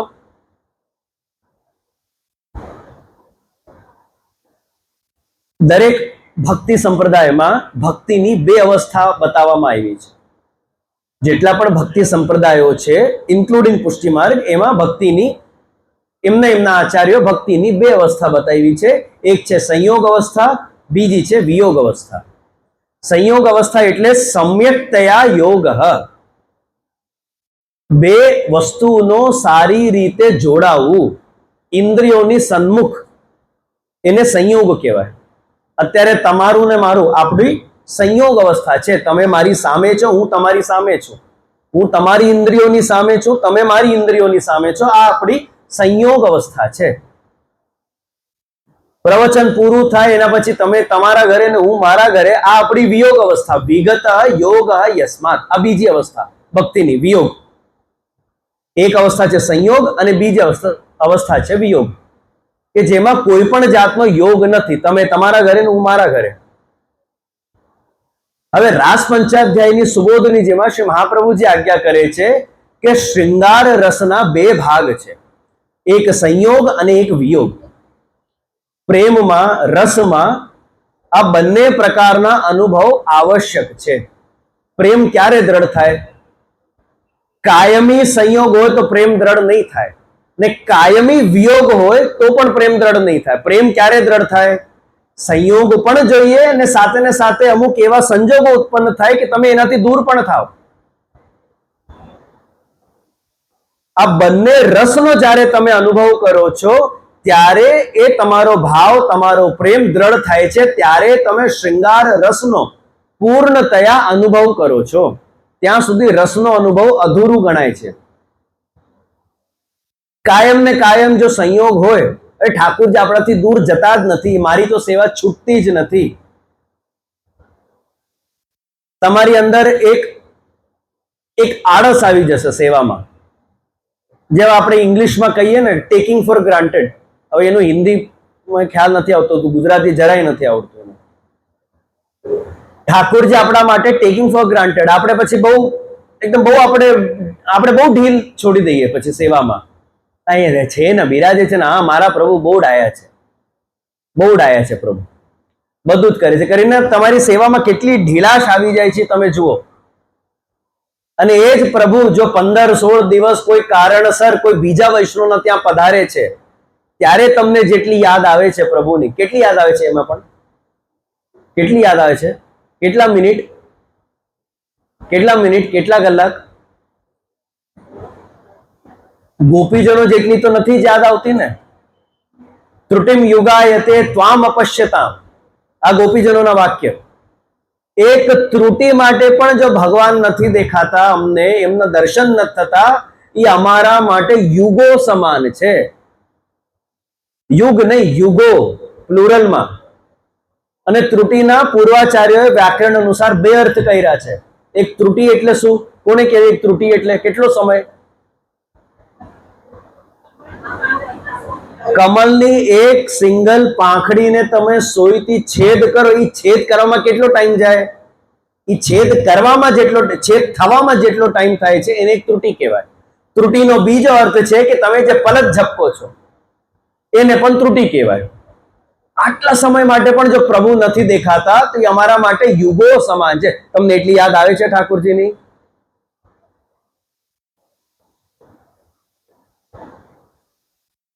એક વૈષ્ણવ અમારા ઓળખીતા, એમને વિદેશ જવું હતું પણ ત્યાં ઠાકોરજીની સગવડ નહોતી, એટલે પછી અમે એમને સગવડ આપી કે વાંધો નહીં, તમે અમારા ત્યાં ઠાકોરજી પધરાઈ જાઓ. અમારા ત્યાં ગ્વાલ મંડલીમાં એમના ઠાકોરજી બિરાજતા હતા, એમને 3 મહિના માટે જવાનું હતું. તો એમના ઠાકોરજી અમારે ત્યાં ગ્વાલ મંડલીમાં બિરાજતા હતા અને ગ્વાલ મંડલીમાં એમનું સેવાનું ક્રમ બધું ચાલતું હતું બરાબર. એ વિદેશથી પાછા ઇન્ડિયા આવ્યા, 6 મહિના થઈ ગયા એમને આવીને. ઠાકોરજી હજી અમારા ગ્વાલ મંડલીમાં જ હતા. આવીને એક દિવસ દર્શન કરવા ન આવ્યા. ગામમાં આવી ગયા હતા, ઇન્ડિયામાં આવી ગયા હતા, પણ એક દિવસ દર્શન કરવા પણ નથી આવ્યા. ને પછી એક દિવસ પછી મેં પકડીને એક ઉત્સવ પર આવ્યા હતા, ત્યારે પકડીને પછી મેં જે એમને સંભળાયું એ પછી ઠાકોરજી પધરાઈને લઈ ગયા. એના પછી આજ સુધી પાછા હવેલીમાં આવ્યા જ નહીં. બોલ, આપણને કેટલો વિયોગનો અનુભવ થાય છે ઠાકોરજીનો. વિયોગનો અનુભવ થાય તો તમારો ભાવ દ્રઢ થશે. સંયોગનો અનુભવ થવો જોઈએ. પછી ઠાકોરજીની સેવા છૂટી, ઠાકોરજી મારા ઘરેથી દૂર ગયા, મારાથી દૂર ગયા, એનું દુઃખ થવું જોઈએ. એ દુઃખ થાય તો તમારો ભાવ દ્રઢ થશે. તો તમે પાછા જ્યારે સંયોગ થશે ને ત્યારે તમે ચેક કરજો કે હવે તમારો ભાવ વધેલો છે કે નહીં, પેલા કરતા થોડુંક વધ્યું કે નહીં. મેં ઘણીવાર મારા પ્રવચનોમાં કહ્યું છે, આ તો વહુજી બિરાજે છે એટલે વહુજીને ખ્યાલ છે. અમારે ઝઘડા વધી જાય ને, બહેસબાજી થોડીક વધી જાય ને, ત્યારે અમે ઘણી વાર હવે તમારે પિયર જવાનો ટાઈમ આવી ગયો છે, થોડાક દિવસ પિયર જઈ આવો. યા તો વહુજી સામેથી કે હું થોડાક દિવસ પિયર જઈ આવું છું. આ બહુ કચકચ થાય છે. 3, 4, 6 મહિના થઈ જાય ને રહેતા રહેતા. આ તો આજે જ પધાર્યા છે પિયરથી, એટલે થોડા દિવસ નહીં થાય ઝઘડો, કારણ કે આજે જ પધાર્યા ને વિયોગ હતો, એટલો સમય વિયોગ હતો, તો થોડાક દિવસ ઝઘડો નહીં થાય. મહિના, 2 મહિના, ના 2 મહિના પણ નહીં, મહિના 15 દિવસમાં જ. પછી ધીમે ધીમે એક કટકટ ચાલુ થશે. હવે જ્યારે એ કટકટ એની ચરમ સીમા પર પહોંચે છે ને ત્યારે પછી થાય કે ના, હું હવે નવરાત્રીની રજા આવી છે, હું પિયર જઈ આવું. પાછો એક વિયોગ થાય, 8 દિવસનો 10 દિવસનો વિયોગ થાય. પછી આપણને કે ના ના, વહુજી હતા તો સારું હતું.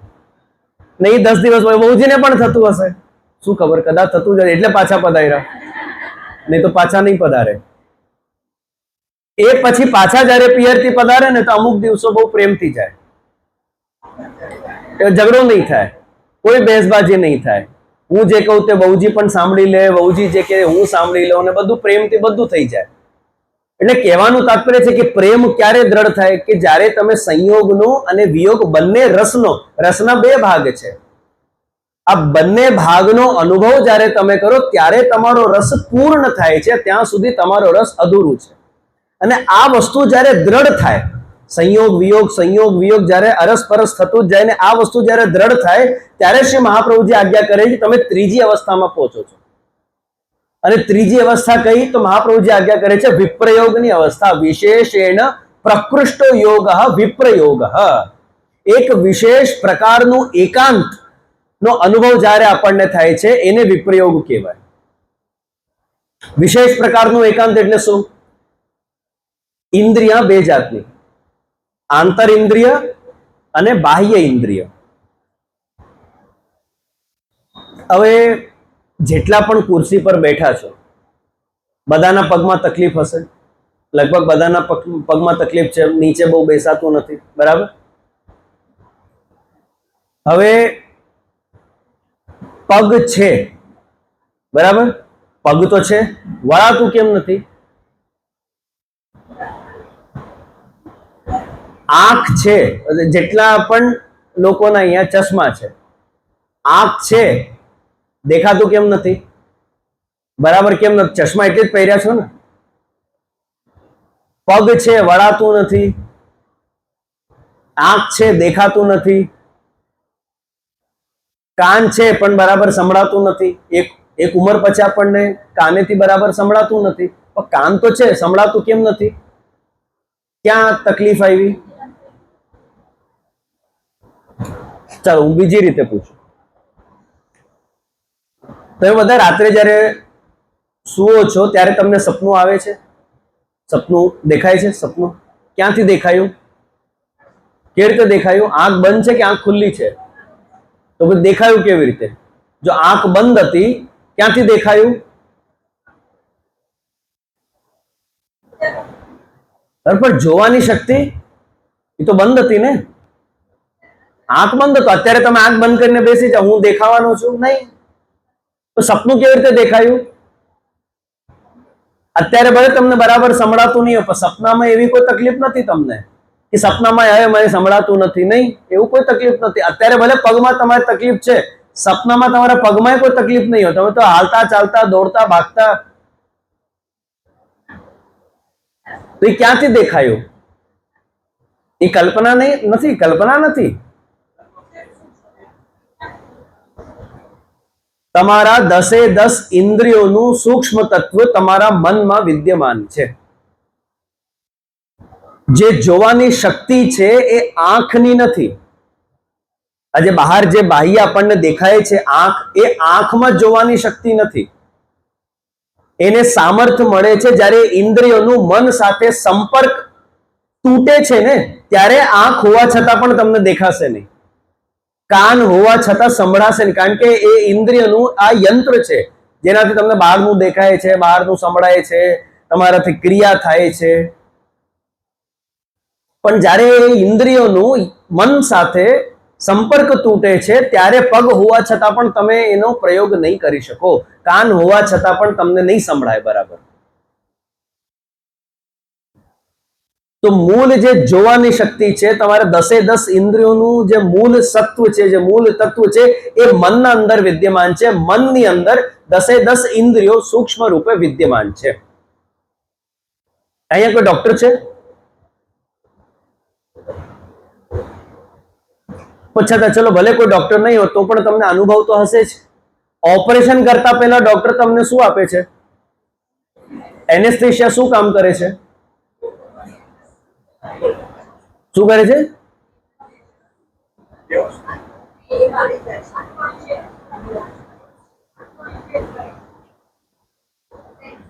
એનેસ્થેશિયા, હવે જે ભાગમાં ઓપરેશન કરવાનું હોય, દર વખતે તમને બેહોશ નથી કરતા. અમુક વાર તમે હોશમાં પણ રહો છો પણ છતાંય ઓપરેશન થઈ જાય છે. એનેસ્થેશિયા શું કામ કરે છે? તમારું એ જે ઇન્દ્રિય છે તમારી, એનું મન સાથે જે એનો સંપર્ક છે એને કટ કરે છે ટેમ્પરરીલી. એટલે ડોક્ટરો એનેસ્થેશિયા નથી આપતા, એનેસ્થેટિસ્ટ અલગ હોય છે જે એનેસ્થેશિયા આપે છે. એનું એ જ કામ છે, એનું બીજું કોઈ કામ જ નથી. કારણ કે એમાં જો 19-20 થઈ ગયું, એનેસ્થેશિયાના ડોઝમાં અગર જો 19-20 થઈ ગયું, તમને પરમનન્ટ પેરાલિસિસ પણ થઈ શકે છે. એ જે સંપર્ક છે જે એને ટેમ્પરરી કટ કરવાનું હતું, એમાં જો થોડુંક ડોઝ વધી ગયું, એ પરમનન્ટલી પણ તમને પેરાલિસિસ થઈ શકે છે. તો એનેસ્થેશિયા શું કામ કરે છે? તમારી ઇન્દ્રિયોનું મન સાથે જે સંપર્ક છે અંદર, એને કટ કરે છે, એને રોકી દે છે. એટલે હવે તમારી સામે તમારું પગ કાપે, હાર્ટ કાપે, ઓપન હાર્ટ કરી નાખે, તમને કાંઈ ખબર નથી પડતી. ઘણીવાર તમે દાઢનું ઓપરેશન કરાવવા જાઓ, અહીંયા મોઢાની અંદર જ એનેસ્થેશિયા આપવામાં આવે, બધું શૂન્ય થઈ જાય, તમારી આગળ જ પછી તમે દાંત તોડી નાખે, તમને ખબર નથી પડતી. આમ મુક્કો મારીને દાંત તોડે તો ત્યારે દુખે ને આપણને. એટલે એનેસ્થેશિયા આપી દે કે તમને હવે તમારી આગળ જ ખેંચીને તમારો દાંત બહાર કાઢશે પણ તમને દુખવાનો નથી, કારણ કે સંપર્ક જ તૂટી ગયો છે મન સાથે. હવે એનો સંપર્ક નથી ટેમ્પરરીલી. એમાં ઘણી વાર થાય છે સી સેક્શનમાં. અને અમુક વાર તો કેટલા કહે છે કે ના, અમે જાગતા તો હતા, ભલે અમને એનેસ્થેશિયા આપ્યું પણ અમે જાગતા હતા, અમારી સામે અમે જોતા હતા બધું, પણ કંઈક ફીલ ન થયું. હવે મહાપ્રભુજી શું આજ્ઞા કરે છે? વિપ્રયોગમાં શું થાય છે? બાહ્ય વિયોગ હોય છે, બહાર ઇન્દ્રિયોની બહાર વિયોગ છે, પ્રભુ નથી, આંતર સંયોગ છે. અંદર તો મને અનુભવ છે કે ઠાકોરજી મારી જોડે જ છે.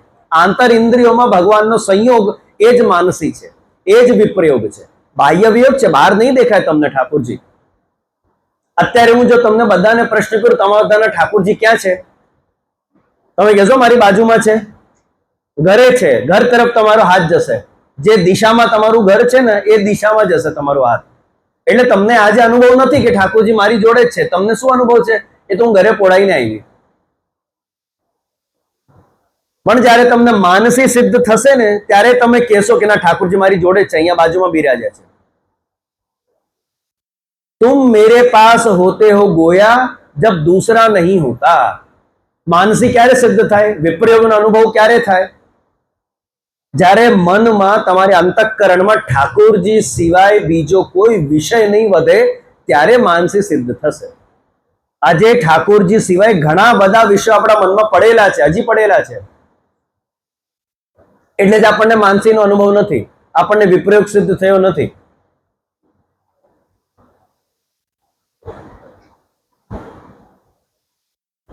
લગ્નમાં જવાનું હોય અને તમારું સેવાનું ટાઈમ ને મુહૂર્તનું ટાઈમ એ જો ક્લેશ થતું હોય તો હવે શું કરવું? લગ્નમાં જવું પણ જરૂરી છે, સેવા પણ છોડી નથી શકતા, શું કરવું જોઈએ? વિકલ્પ શું છે આપણી પાસે? આપણે સેવાનુક્રમ વહેલું કરી પછી આપણે લગ્ન એટેન્ડ કરવા આપણે જઈએ, બરાબર છે. હવે તમે પહેલું સેવાનુક્રમ કર્યું, પછી તમે લૌકિકમાં ગયા, પણ હવે તમે પ્રધાનતા લગ્નને આપી કે સેવાને આપી? તમારા મનમાં એ પડેલો જ છે ને, મારે લગ્ન અટેન્ડ કરવા છે. ભલે ક્રિયામાં ઠાકોરજી પહેલા આવ્યા, પણ મનમાં લગ્ન અટેન્ડ કરવું જરૂરી છે. તમને કેમ એવું નથી કે ના હું ટાઈમ પર જ સેવા પહોંચીશ, પછી જે બાકી રહી ગયો હશે તે અટેન્ડ, તમારી હાજરી જ આપવાની હતી ને, હાજરી જ આપવાની હતી, સેવા કરીને જાઓ. અરે મને થોડું મોડું થઈ ગયું,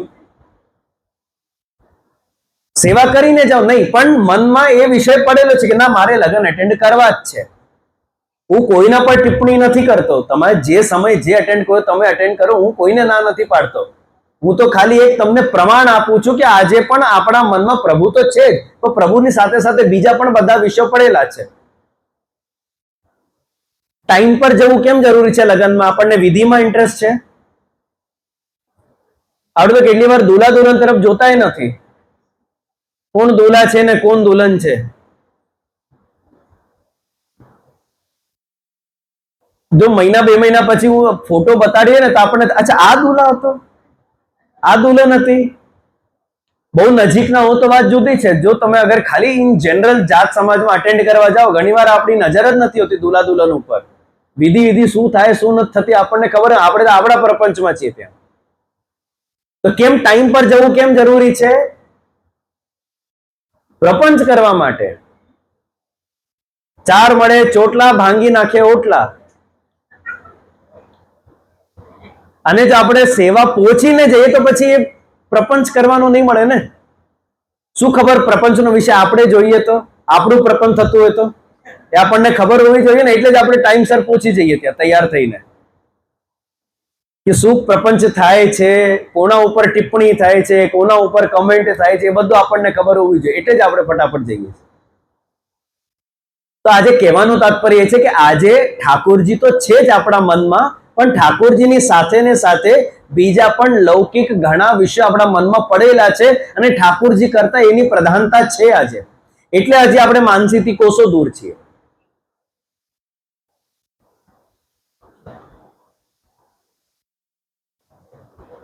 કેટલી જગ્યા તો આની પણ ચર્ચા થાય કે ભાઈ તમે ક્યાં સુધી જમવાનું ક્યાં સુધી તમે લીધું હતું? અરે મેં તો ખાલી અહીં સુધી જ લીધું હતું. અરે આની આગળ તો હજી હતું, હજી 4 કાઉન્ટર હતા, તમે ત્યાં જોયું નહીં?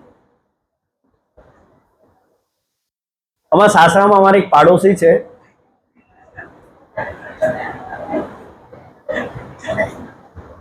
એમને એકવાર કાર્ડ આપવા ગયા હતા.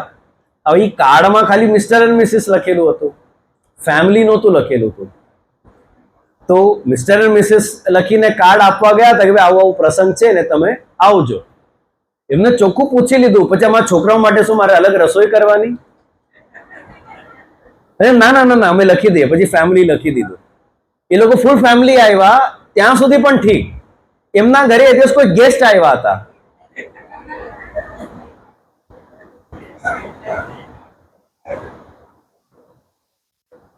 તો શ્રી મહાપ્રભુજી અહીંયા શું કહેવા માંગે છે કે વિપ્રયોગમાં માનસીમાં બાહ્ય વિયોગ હોય છે, બહાર વિયોગ હોય છે, પણ અંદર અંતઃકરણમાં સંયોગનો અનુભવ થાય છે, એને માનસી કહેવાય. અને ખાલી તમારી કલ્પના નથી, અનુભવ છે. લિટરલી તમને એવો અનુભવ થશે કે આ ઠાકોરજી મારી જોડે જ છે. ઠાકોરજીને હું પોડાઈને નથી આવી, મારી જોડે જોડે આવ્યા છે અહીંયા દાણુ સાથે. नहीं शिकवा वो गैर की महफिल में रहते हैं, नहीं शिकवा वो गैर की महफिल में रहते हैं, अरे ये ऐसा कम है जो मेरे दिल में रहते हैं. આ માનસી છે. ઠાકોરજી ભલે ના બીજા ગોપીના ઘરે પધારે, મને ક્યાં વાંધો છે? મને વાંધો ક્યારે છે? જ્યારે ઠાકોરજી કેવલ એના ઘરમાં જ બિરાજે ને તો મને વાંધો છે. પણ અહીંયા ઠાકોરજી મારા અંતઃકરણમાં બિરાજમાન છે, તો પછી મને શું વાંધો કે પ્રત્યક્ષ ભગવાન ક્યાંય બિરાજતા હોય ને મને શું વાંધો છે? મારી સાથે છે જ ને પ્રભુ. તમે દશમ સ્કંદમાં જુઓ, દશમ સ્કંદ में रास पंचाध्यायी के बाद जब ठाकुर जी मथुरा पधारते हैं, उसके बाद कहीं पे भी आपको भागवत जी में ये वर्णन, ये उल्लेख नहीं मिलेगा कि गोपीजनों ने फिर से ठाकुर जी को विनती करी कि हे प्रभु आप पाछा पधारो, કેટલા દિવસ થયા, એવું कोई वर्णन આપણને મળે છે? दशम स्कंद में एक प्रसंग आता है कि जहां पे ठाकुर जी और गोपीजन दोनों ग्रहण का स्नान करने के लिए प्रयाग में एकत्रित भी होते हैं। प्रयाग में दोनों इकट्ठे होते हैं, दोनों मिलते हैं एक दूसरे को और सब हालचाल पूछते हैं, हाँ શું છે, કેવું છે, બધું બરાબર છે, આમ તેમ તેમ બધી વાતો થઈ। ત્યારે પણ ગોપીજનોએ ભગવાનને નથી કહ્યું કે ક્યારે પધારવાના પાછા, નહીં, કારણ કે એમને એવો અનુભવ જ નથી કે ભગવાન મથુરા પધારી ગયા, ભગવાન તો છે જ નાજી મારી જોડે જ, એટલે જ એ લોકોએ વિનંતી નથી કરી કે ક્યારે પાછા પધારો છો।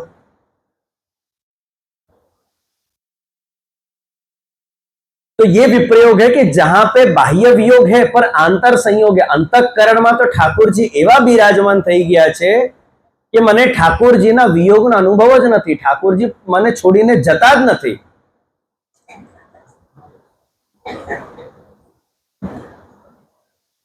હવે ખબર કેવી રીતે પડે કે આપણી માનસી સિદ્ધ થઈ?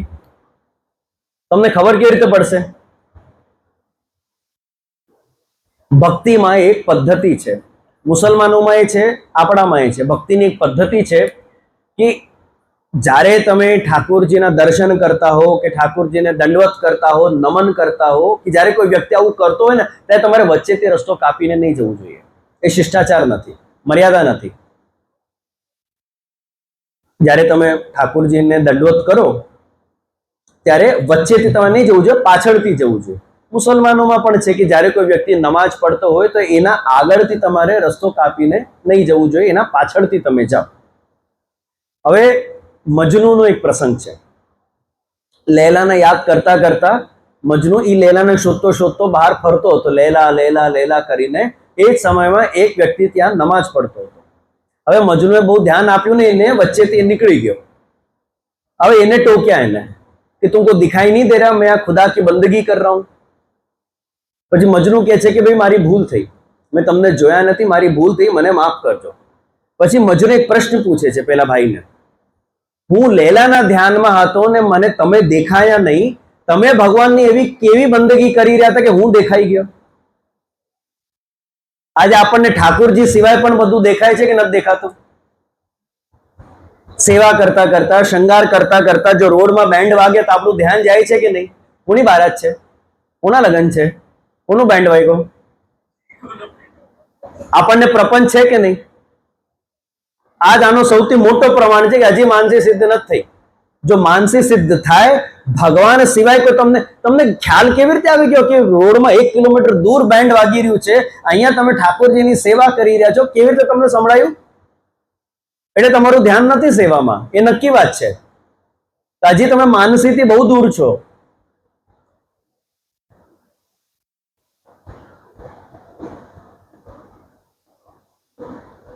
અને જ્યારે આવી માનસી સિદ્ધ થાય છે કે જ્યારે તમને ભગવાન સિવાય બીજું કશું દેખાતું નથી, સંભળાતું નથી, વિચારમાંય નથી આવડતું, ત્યારે શ્રી મહાપ્રભુજી લખે છે સિદ્ધાંત મુક્તાવલીમાં કે માનસી સા પરામતા। આવી જે સેવા છે, આવી જે માનસી સેવા છે એ સૌથી ઉત્તમ પ્રકારની સેવા છે, પરા સેવા છે।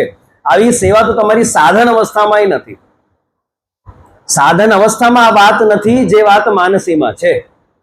કેમ માનસી પરા સેવા છે? કેમ ઠાકોરજી સામે બિરાજે છે અને આપણે ઠાકોરજીની સેવા કરીએ છીએ, એ સાધન સેવા કેમ ઉત્તમ નહીં? માનસી કેમ વધારે ઉત્તમ છે? માનસી કેમ પરા સેવા છે? સાધન સેવા જે છે એ સંયોગાત્મિકા સેવા છે, તમારો સંયોગ છે ઠાકોરજી સાથે। અને જ્યારે જ્યારે પણ સંયોગ હોય છે ત્યારે સંયોગમાં તમે ઠાકોરજીના અંડર છો, સંયોગમાં તમે ઠાકોરજીના અંડર છો। પણ જ્યારે માનસી સિદ્ધ થાય એ વિપ્રયોગાત્મિકા સેવા છે અને વિયોગ અવસ્થામાં કે વિપ્રયોગની અવસ્થામાં ઠાકોરજી તમારા અંડર થઈ જાય છે। માનસીમાં ઠાકોરજી તમારા અંડર છે, સંયોગમાં તમે ઠાકોરજીના અંડર છો। અત્યારે દર્શન ખુલશે ઠાકોરજીના, ઠાકોરજીના દર્શન જેટલી વાર ખુલ્લા રહેશે ને એટલી વાર જ તમને દર્શન થશે। તમારી ઈચ્છા અનુસાર તમને દર્શન નહીં થાય.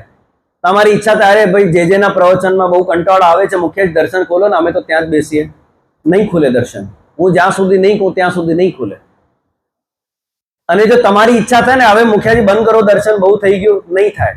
એનો પણ એક સમય છે. જ્યાં સુધી ભગવાનની આરતી નહીં થાય, ઠાકોરજીની શયન આરતી નહીં થાય, ત્યાં સુધી ટેરો આવશે નહીં.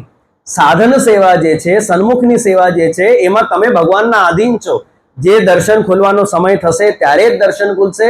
જ્યારે દર્શન બંધ કરવાનો સમય આવશે ત્યારે તમે નાથદ્વારા જાઓ, તમારી ઈચ્છા અનુસાર તમને દર્શન થાય છે.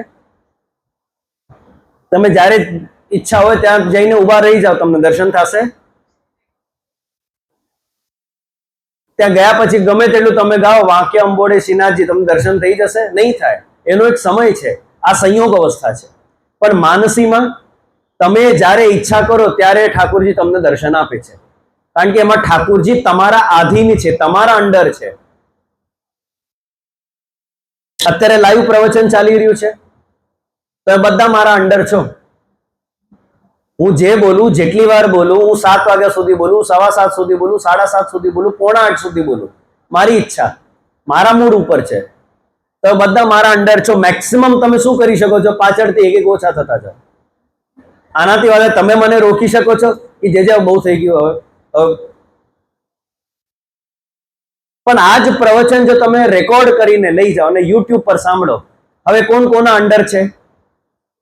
હવે જ્યારે તમે રેકોર્ડ કરીને લઈ જાઓ છો, યુટ્યુબમાં જ્યારે તમે સાંભળો છો, ત્યારે હું તમારા અંડર થઈ જાઉં છું.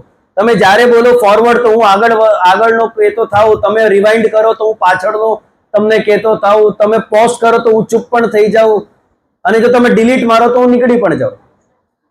રેકોર્ડેડ પ્રવચનમાં હું તમારા આધીન છું. અત્યારે તમે મારા આધીન છો. હું તમારી ઈચ્છા અનુસાર બોલવાનો નથી.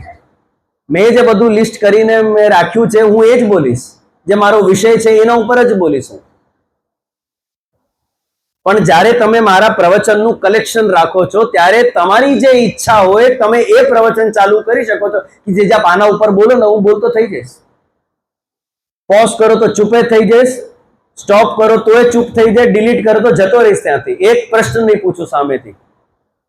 આ રેકોર્ડેડ પ્રવચન, આ માનસી છે. तुझसे तो तेरी याद अच्छी जो कभी आने से शर्माती नहीं. तुझसे तो तेरी याद अच्छी जो कभी आने से शर्माती नहीं. तुम आकर चले जाते हो वो कभी जाती ही नहीं. ये मानसी है. संयोग में ठाकुर जी आके चले जाएंगे. दर्शन खुले तो ठाकुर जी आ गए, दर्शन बंद तो ठाकुर जी चले गए. तुम आके चले जाते हो वो कभी जाती ही नहीं. ठाकुर जी की याद कब जाए? आप जब तक धक्का नहीं मारो ठाकुर जी को अपने बुद्धि से, तब तक ठाकुर जी नहीं जाएंगे. मन बुद्धि में जब दूसरे विषय प्रवेश करते हैं तब ठाकुर जी जाते हैं. बाकी नहीं तो ठाकुर जी स्वयं सामने से आपके स्मृति में से नहीं जाएंगे. आप खुद उनको भगाते हो. હવે બહુ સેવા થઈ ગઈ, હવે મારે માસ્ટર શેફ જોવાનું છે, હવે રસોઈ શો જોવાનો ટાઈમ છે, હવે ઈ ચાલશે બુદ્ધિમાં. तुझसे तेरी तस्वीर में दो बातें निराली है. तुझसे तेरी तस्वीर में दो बातें निराली है. जब चाहो लिपटा लो, ना गुस्सा है ना गाली है. ठाकुर जी जो सामने बिराजे तो उसमें गुस्सा भी है और गाली भी है. गाली का अनुभव अपन फागुन में करते हैं. ठाकुर जी सामने बिराजते तब उनको गाली देते हैं कि नहीं देते? और गुस्सा, गुस्सा आपको शीतकाल के पदों में मिलेगा, हिलक के पदों में मिलेगा. कितने गुस्सा के पद अपने यहाँ पे कि भाई आपने टाइम दिया तब आए क्यों नहीं? आप पेली ना ત્યાં હતા, ગુજરાતીમાં તમે કહો ને પેલી, બીજી, અરે બીજી, હવે પેલી થી બીજી થઈ ગઈ. रैन बसे और ठोर अब आए मेरी ओर, वहीं पे पधारो शाम जाके बस पड़े हो. आ गुस्सा છે. ઠાકોરજીને ના પાડી દીધી, વहीं पे પધારો, જાઓ તમે ત્યાં જ રહો, એના ત્યાં જ રહો. શું કામ મારા ત્યાં આવ્યા? આખી રાત તો તમે ત્યાં જ હતા ને બીજીની સાથે. સવારે કેમ મારી પાસે આવ્યા? શું ચા પીવા માટે આવ્યા મારી પાસે? ના, તમે ત્યાં જાઓ, એની પાસે જ માંગો ચા. હું કોઈ તમને બનાવીને હવે મંગલાનું દૂધ નહીં આપું તમને. આ ગુસ્સા છે. સંયોગમાં ગુસ્સા પણ છે ને ગાલી પણ છે. પણ માનસીમાં પછી ભલે ના ભગવાન બીજીના ત્યાં હોય, ત્રીજીના ત્યાં હોય, ચોથીના ત્યાં, પણ મારી સાથે પણ છે જ ને, પછી મારે શું ચિંતા? એમાં ગુस्साए नहीं ने गालिए नहीं। और इसी मानसी के आधार पे श्री महाप्रभु जी श्रीमद् भागवत के एकादश स्कंद में भगवान उद्धव जी को आज्ञा करते हैं कि मद भक्त पूजाभ्यधिका, मेरे से अधिक मेरे भक्तों की पूजा करो। क्यों भक्तों की पूजा करो? मेरे से अधिक मेरे भक्तों की क्यों पूजा करो? क्योंकि जब आप मेरी पूजा करते हो, जब आप ठाकुर जी की सेवा करते हो, तब आप एक समय में एक ठाकुर की सेवा करते हो, एक स्वरूप की सेवा करते हो, एक लीला के दर्शन करते हो। आज शू मनोरथ है ठाकुर जी में? केरीनो आमनो मनोरथ। तो आज ठाकुर जी आमना बगीचा में के आम्रकुंज में ठाकुर जी आज बिराजमान है। तो एक समय में ठाकुर जी एक ज लीला में बिराजमान है। हवे तमे को के हवे प्रभु आप अमने गौचारण दर्शन आपो, तो आज नहीं थाय। आज आमना छे, केरीना दर्शन छे, केरीनो मनोरथ छे, तो एक दर्शन थशे। पण जारे आप भक्तोनी सेवा करो छो, हवे भक्तोना हृदयमां भगवान अनंत लीलाओं सहित बिराजमान छे। तो जारे तमे भक्तोनी सेवा करो छो, तो केवल एक ठाकुरनी सेवा नहीं करता, ए भक्तना अंदर बिराजमान जे प्रभु अनंत लीलाओं सहित बिराजमान छे, ए बधा ज भगवत स्वरूपोनी सेवा एक साथे थाय छे, ए भक्तना अडीथी। एटले तो महाप्रभुजीए लख्युं, તમે બધા મંગલાચરણમાં પાઠમાં કરો છો, પણ સમજીને કદાચ નથી કરતા। નમામિ હૃદયે શેષે લીલા ક્ષીરાબ્ધિશાયિનમ લક્ષ્મી સહસ્ત્ર લીલાભિ સેવ્યમાનમ કલાનિધિમ। કોને નમન કરી રહ્યા છે શ્રી महाप्रभु जी? किसको नमन कर रहे हैं? सामे बिराजता ठाकुर जी ने, गोवर्धन पर्वत ऊपर बिराजता श्रीनाथ जी ने तो नहीं, हृदय रूपी शेष में बिराजमान जे मारा ठाकुर जी छे एमने हूँ नमन करी रह्यो छुं। હવે પ્રભુ કઈ રીતે બિરાજે છે? લીલા ક્ષીરાબ્ધિશયનમ, લીલા રૂપી ક્ષીર સાગરમાં લક્ષ્મી સહસ્ત્ર લીલા ભી, હજારો લીલાઓ સહિત ભગવાન બિરાજે છે। હવે હજારો લીલા, તો ભગવાનની હજારો લીલા, તો હજારો લીલાના હજાર ભગવાન, હજારો ભગવાનના હજાર લક્ષ્મી। હવે જ્યારે આપણે મહાપ્રભુજીની સેવા કરીએ, તો તમે કેવલ મહાપ્રભુની સેવા નથી કરતા, મહાપ્રભુજીની સાથે સાથે મહાપ્રભુજીના હૃદયમાં બિરાજતા અનંત લીલાઓ સહિત જે પ્રભુ બિરાજમાન છે એમની પણ સેવા થાય છે। એટલે ભગવાન આજ્ઞા કરે છે કે મારાથી अधिक મારા ભક્તોની પૂજા કરો। મારા ભક્તોની સાથે સાથે મારી પૂજા ઓટોમેટિકલી થઈ જ જશે। આના ઉપરથી તમારે સમજવું કે ભક્ત કોને કહેવાય, કે જેના હૃદયમાં આ રીતે ભગવાન બિરાજતા હોય એ ભક્ત। ખાલી ગળામાં બે કંઠી જોઈને એને ભક્ત માની લેવાની ભૂલ કરતા નહીં। જેમ આપણે કોઈના ત્યાં બેસવા જઈએ ને, તો ઘણાના ત્યાં એક સિસ્ટમ છે કે જ્યારે કોઈ જગ્યા બેસવા જવાનું હોય ને, તો આપણે પછી પેલી બીજી એક કંઠી આપણે પહેરી લઈએ જે છોવાયેલી જ છે ઓલરેડી, ને પછી આપણે ત્યાં બેસવા જઈએ ને, જ્યારે ત્યાંથી પાછા આવીએ ત્યારે કંઠી ઉતારીને પછી નાહી ધોઈને બીજી પૂરી કંઠી આપણે પહેરી લઈએ। એવા ઘણા હશે જે ખાલી હવેલી આવવા માટે કંઠી પહેરતા હશે। તો ખાલી ગળામાં બે કંઠી જોઈને કોઈને ભક્ત માની લેવાની જરૂર નથી। જેના હૃદયમાં આ રીતે ભગવાન બિરાજતા હોય એ ભક્તની જ્યારે તમે સેવા કરો છો, ત્યારે તમે કેવલ એ ભક્તની સેવા નથી કરતા, કેવલ એક ભગવાનની સેવા નથી કરતા, એ ભક્તના હૃદયમાં બિરાજમાન જે ભગવાન છે, જે અનંત લીલાઓ સહિત બિરાજમાન છે, અનંત સ્વરૂપો સહિત બિરાજમાન છે, એમની પણ સેવા થઈ જ ગઈ છે। આજે પૂરું કરતા પહેલા એક છેલ્લો એક પ્રશ્ન પૂછીશ બધાને। આજે તમે ઠાकुरજીની સેવા કરો છો, તમે બધા કરો છો ઠાकुरજીની સેવા? તો તમે ઠાकुरજીની સેવા કરો છો કે મહાપ્રભુજીની સેવા કરો છો? તમે બધા ઠાकुरજીની સેવા કરો છો કે મહાપ્રભુજીની સેવા કરો છો?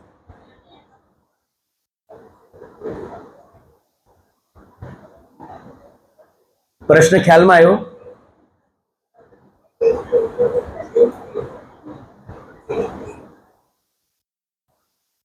ઠાकुरજીની સેવા કરો છો કે મહાપ્રભુજીની સેવા કરો છો?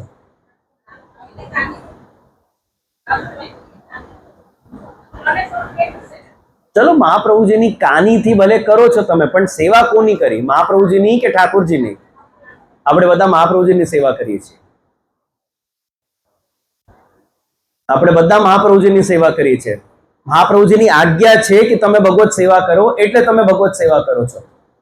તો આજ્ઞાનું પાલન કોનું કર્યું? મહાપ્રભુજીને કર્યું. તો ભલે તમે પ્રત્યક્ષ ઠાકોરજીની સેવા કરો છો, પણ એકચ્યુઅલી તમે બધા મહાપ્રભુજીની સેવા કરો છો. અને જ્યારે તમે સારી રીતે મહાપ્રભુજીની સેવા કરશો ને, તો ભલે સામે એક જ ભગવાન છે, પણ મહાપ્રભુજીના અંદર બિરાજમાન જે અનંત ભગવત સ્વરૂપો છે એમની પણ તમે સેવા કરો છો. આ ભાવ રાખો સેવા કરતા, આ સિરિયસનેસ રાખો સેવા કરતા, સેવાનું મહત્વ સમજો.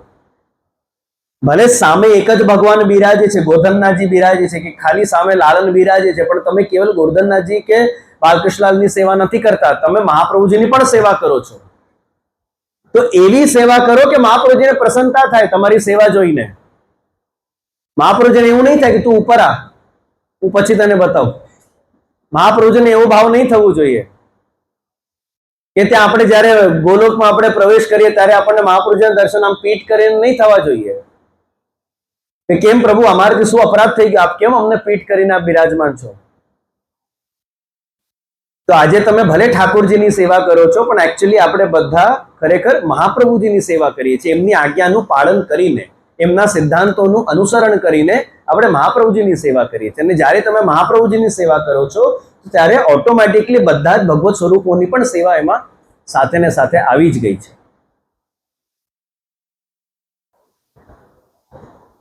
તો જે ભક્તોને આવી માનસી સિદ્ધ છે, જે ભક્તોની ભક્તિ સ્વતંત્ર છે, શુદ્ધ છે. હવે આ જે માનસી છે એ સુલભ છે કે દુર્લભ છે? દુર્લભ છે. આ માનસી સાધન સાધ્ય છે. આટલા પાઠ કરવાથી માનસી થઈ જાય છે, આટલું ભોગ ધરવાથી માનસી સિદ્ધ થઈ જાય છે, મને આટલું ભેટ ધરો તો માનસી સિદ્ધ થઈ જાય છે. માનસી કોઈ સાધનથી સાધ્ય નથી, કેવલ ભગવત કૃપા સાધ્ય છે. તો જ્યારે તમે આવી માનસી સેવા કરો છો, વિપ્રયોગાત્મિકા તમે જ્યારે સેવા કરો છો, ત્યારે તમારી ભક્તિ સ્વતંત્ર પણ બને છે, કોઈ સાધનોની અપેક્ષા નથી તમને. ભગવાન અંદર બિરાજમાન છે. હવે કયા સિંહાસનમાં પધરાવવું? હૃદયરૂપી શેષમાં બિરાજે છે. હવે તમે લાકડાની, સોનાની, ચાંદીના સિંહાસનની આવશ્યકતા કરી નહીં. તમારી ભક્તિ સ્વતંત્ર છે, કોઈ સાધનો ઉપર તમારી ડિપેન્ડન્સી નથી.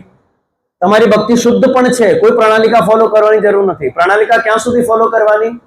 સાધન સેવામાં પ્રણાલિકા ફોલો થાય છે, માનસી સેવામાં કોઈ પ્રણાલિકા નથી હોતી. માનસી સેવામાં તો ઠાકુરજી તમને બે શેર સંભળાવશે. જ્યારે તમે ઠાકુરજીના મંગળા કરાવવા જાઓ ને, અને જો માનસી સિદ્ધ હોય ને તમને, તો મંગળા કરતા જ ઠાकुर તમને એક શેર સંભળાવશે. खुदी को करके बुलंद इतना कि हर तकदीर से पहले खुदा खुद बंदे से पूछे बोल तेरी रजा क्या है. बोल આજે તારી શું ઈચ્છા છે? આજે કયા સ્વરૂપમાં તને દર્શન આપું, કઈ લીલાના તને દર્શન કરાવું, કયા શ્રૃંગાર ધારણ કરું, કયા વસ્ત્ર ધારણ કરું. આજે જે મહાપ્રભુજી આજ્ઞા કરી આપણને પ્રણાલિકામાં, એ સામગ્રી આપણે પ્રભુને ધરાવીએ છીએ. તમે તમારી ઈચ્છાથી ધરાવી શકો છો? નહીં. કંટોળા તેરસના દિવસે તમને કંટોળા ધરવાની ઈચ્છા ન હોય તો ચાલે કે નહીં ચાલે? જલેબી ઉત્સવમાં જલેબી નહીં કરો તો જે પણ આજે મને બુંદી અરોગાવાની ઈચ્છા છે, ચાલે કે નહીં ચાલે? જો સાધન સેવા હોય ને તો નહીં ચાલે, પણ અગર જો માનસી સેવા હોય ને તો ઠાકોર તારી જે ઈચ્છા હોય ને તું મને ભોગ ધરજે, અને એ બધું હું પ્રેમથી આરોગીશ, કંટાળીને નહીં. અત્યારે ભગવાન આપણા મજબૂરીમાં બિરાજમાન છે, મજબૂર છે આપણા ઠાકોરજી. હવે શું કરીએ? મહાપ્રભુજીને મેં વચન આપી દીધું, થોડું ઓવર કોન્ફિડન્સ થઈ ગયું હતું મને. એ ઓવર કોન્ફિડન્સમાં મેં મહાપ્રભુજીને વચન આપી દીધું કે આપ જેના માથે મને પધરાવશો ને હું એનો ત્યાગ ક્યારેય જ નહીં કરીશ. હવે ફસાઈ ગયા આપણા પ્રભુ. અત્યારે બહુ પ્રેમથી ઠાકોરજી મિશ્રી આરોગે છે આપણા ત્યાં. પ્રભુ ક્યારે પ્રેમથી મિશ્રી આરોગે? જ્યારે તમે પણ પાછળથી મિશ્રીનો જ પ્રસાદ લો ત્યારે. પણ આપણને જોઈએ 7 કોર્સ 9 કોર્સ મીલ, અને પ્રભુને 7 કોર્સ 9 કોર્સમાં મિશ્રી જ. તો શું કરીએ? હવે ઠાકોરજીની મજબૂરી છે બિચારા. મહાપ્રભુજીની કાનીથી આપ બિરાજો છો, મહાપ્રભુજીની આડીથી આપ અમારી સેવા સ્વીકારો છો, એટલે પ્રભુ સ્વીકારે છે. બાકી જયારે માનસી સિદ્ધ થઈ જશે ને ત્યારે તમને પ્રભુને જે રોગ આવવાની ઈચ્છા, પ્રભુ તમને કહેશે સામેથી, ભાઈ આજે તારી શું ઈચ્છા છે? તારી જે ઈચ્છા હોય તે તું મને ભોગ દે, પ્રણાલિકાને બાજુમાં મૂક. આજે તારે ડોલ ઝુલાવવાની ઈચ્છા છે, તું મને ડોલમાં જ પધરાવ, કાંઈ વાંધો નહીં. ડોલની બધી સામગ્રીઓ ધર, કશો વાંધો નહીં. આજે અન્નકૂટ કરવો છે, ભલે લોકડાઉન છે, તું કરી શકે છે. સાધન સેવામાં પોસિબલ નથી, પણ માનસી સેવામાં સંભવ છે. मानसी में तो ठाकुर जी भक्तों ने कहे छे कि जा नहीं सकता मैं उठकर बज्म से तेरी कहीं. बज्म एटले बाजुमांथी अथवा तो महफिल, महफिल ने पण बज्म कहेवाय. जा नहीं सकता मैं उठकर बज्म से तेरी कहीं, जुल्फ के कैदी को क्यों जंजीर पहनाते हो तुम. तो हूँ तो तारा वाळथी बंधाई गयो छुं, हवे मने जंजीर पहनावीने अहींया बेसाडवानी कई जरूर खरी. मानसी में प्रभु आवा अपनी पास बंधाई जाए छे. हवे भगवान ने अलग थी जंजीरोथी पकड़वानी जरूर छे ज नहीं. प्रभु क्यांय पधारवा नथी, ठाकुरजी अपनी जोड़े ज बिराजवाना छे. आ मानसी छे ने ज्यारे आवी मानसी सिद्ध थई जाय छे एवा भक्तोने हवे ठाकुरजीना स्वरूपनी पण अपेक्षा रहती नथी. ठाकुरजीना पण आविर्भावनी अपेक्षा रहती नथी कि कोई स्वरूप पधरावे, कोई वल्लभ कुल आवे, ठाकुरजी पुष्टाई आपे, अमने ત્યાંથી સામાન મંગાવવાનું છે, નાથદ્વારા કોઈ જતું હોય તો અમે આ મંગાવી લઈએ, આ મંગાવી લઈએ, વ્રતથી વસ્ત્રો મંગાવી લઈએ. કાંઈ જરૂર નથી. તમને કોઈ સાધનોની અપેક્ષા નથી, કોઈ સાહિત્યની અપેક્ષા નથી. જે છે તે બધું તમારા અંતઃકરણમાં બિરાજમાન છે. તો જ્યાં ઠાકોરજી તમારા આધીન થઈને તમને બધી જ લીલાઓનો અનુભવ કરાવે છે, જ્યાં આવા ભક્તોને ભગવત સ્વરૂપની પણ, ભગવત આવિર્ભાવની પણ કોઈ અપેક્ષા રહેતી નથી, આનું નામ શુદ્ધ પુષ્ટિ માર્ગ છે. અને અહીં સાથે ને સાથે મારો સમય અહીંયા પૂરો થાય છે. 8 શ્લોક આપણા પૂરા થયા છે. હું ફરીથી એકવાર મનોરથી પરિવારને, રમેશભાઈ મોદીને, એમના પરિવારને, વિપુલભાઈને, હિતેશભાઈને, હવેલીના બધા ટ્રસ્ટીગણને, આસપાસના ગામથી પધારેલા બધા વૈષ્ણવોને, લોકલ ગામથી પધારેલા બધા વૈષ્ણવોને હું ફરીથી ખૂબ ખૂબ વધાઈ આપું છું, ખૂબ ખૂબ આશીર્વાદ આપું છું કે તમે બધા સમય કાઢીને અહીંયા આવ્યા. આપણે બધા મળીને ભગવત ગુણગાન કર્યું, ઠાકોરજીનો સત્સંગ કર્યો, એટલે તમને બધા વૈષ્ણવોને પણ હું ખૂબ ખૂબ વધાઈ આપું છું, ખૂબ ખૂબ આશીર્વાદ કહું છું. ને એ જ અપેક્ષા રાખું છું કે આવી જ રીતે આપણે આગળના 3 દિવસ, હજી આગળના 3 દિવસ આપણા બાકી રહ્યા છે, એમાં પણ આપણે ભેગા થઈએ અને આ હોલ, ઠાકોરજીનું ધામ, ઠાકોરજીનું ઘર, ઠાકોરજીની હવેલી વૈષ્ણવથી ભરેલું રહે એવી શુભેચ્છાથી હું આજે મારા વક્તવ્યને શ્રી બાલકૃષ્ણ પ્રભુના યુગળ ચરણારવિંદમાં અર્પિત કરીને અહીં વિરામ લઉં છું.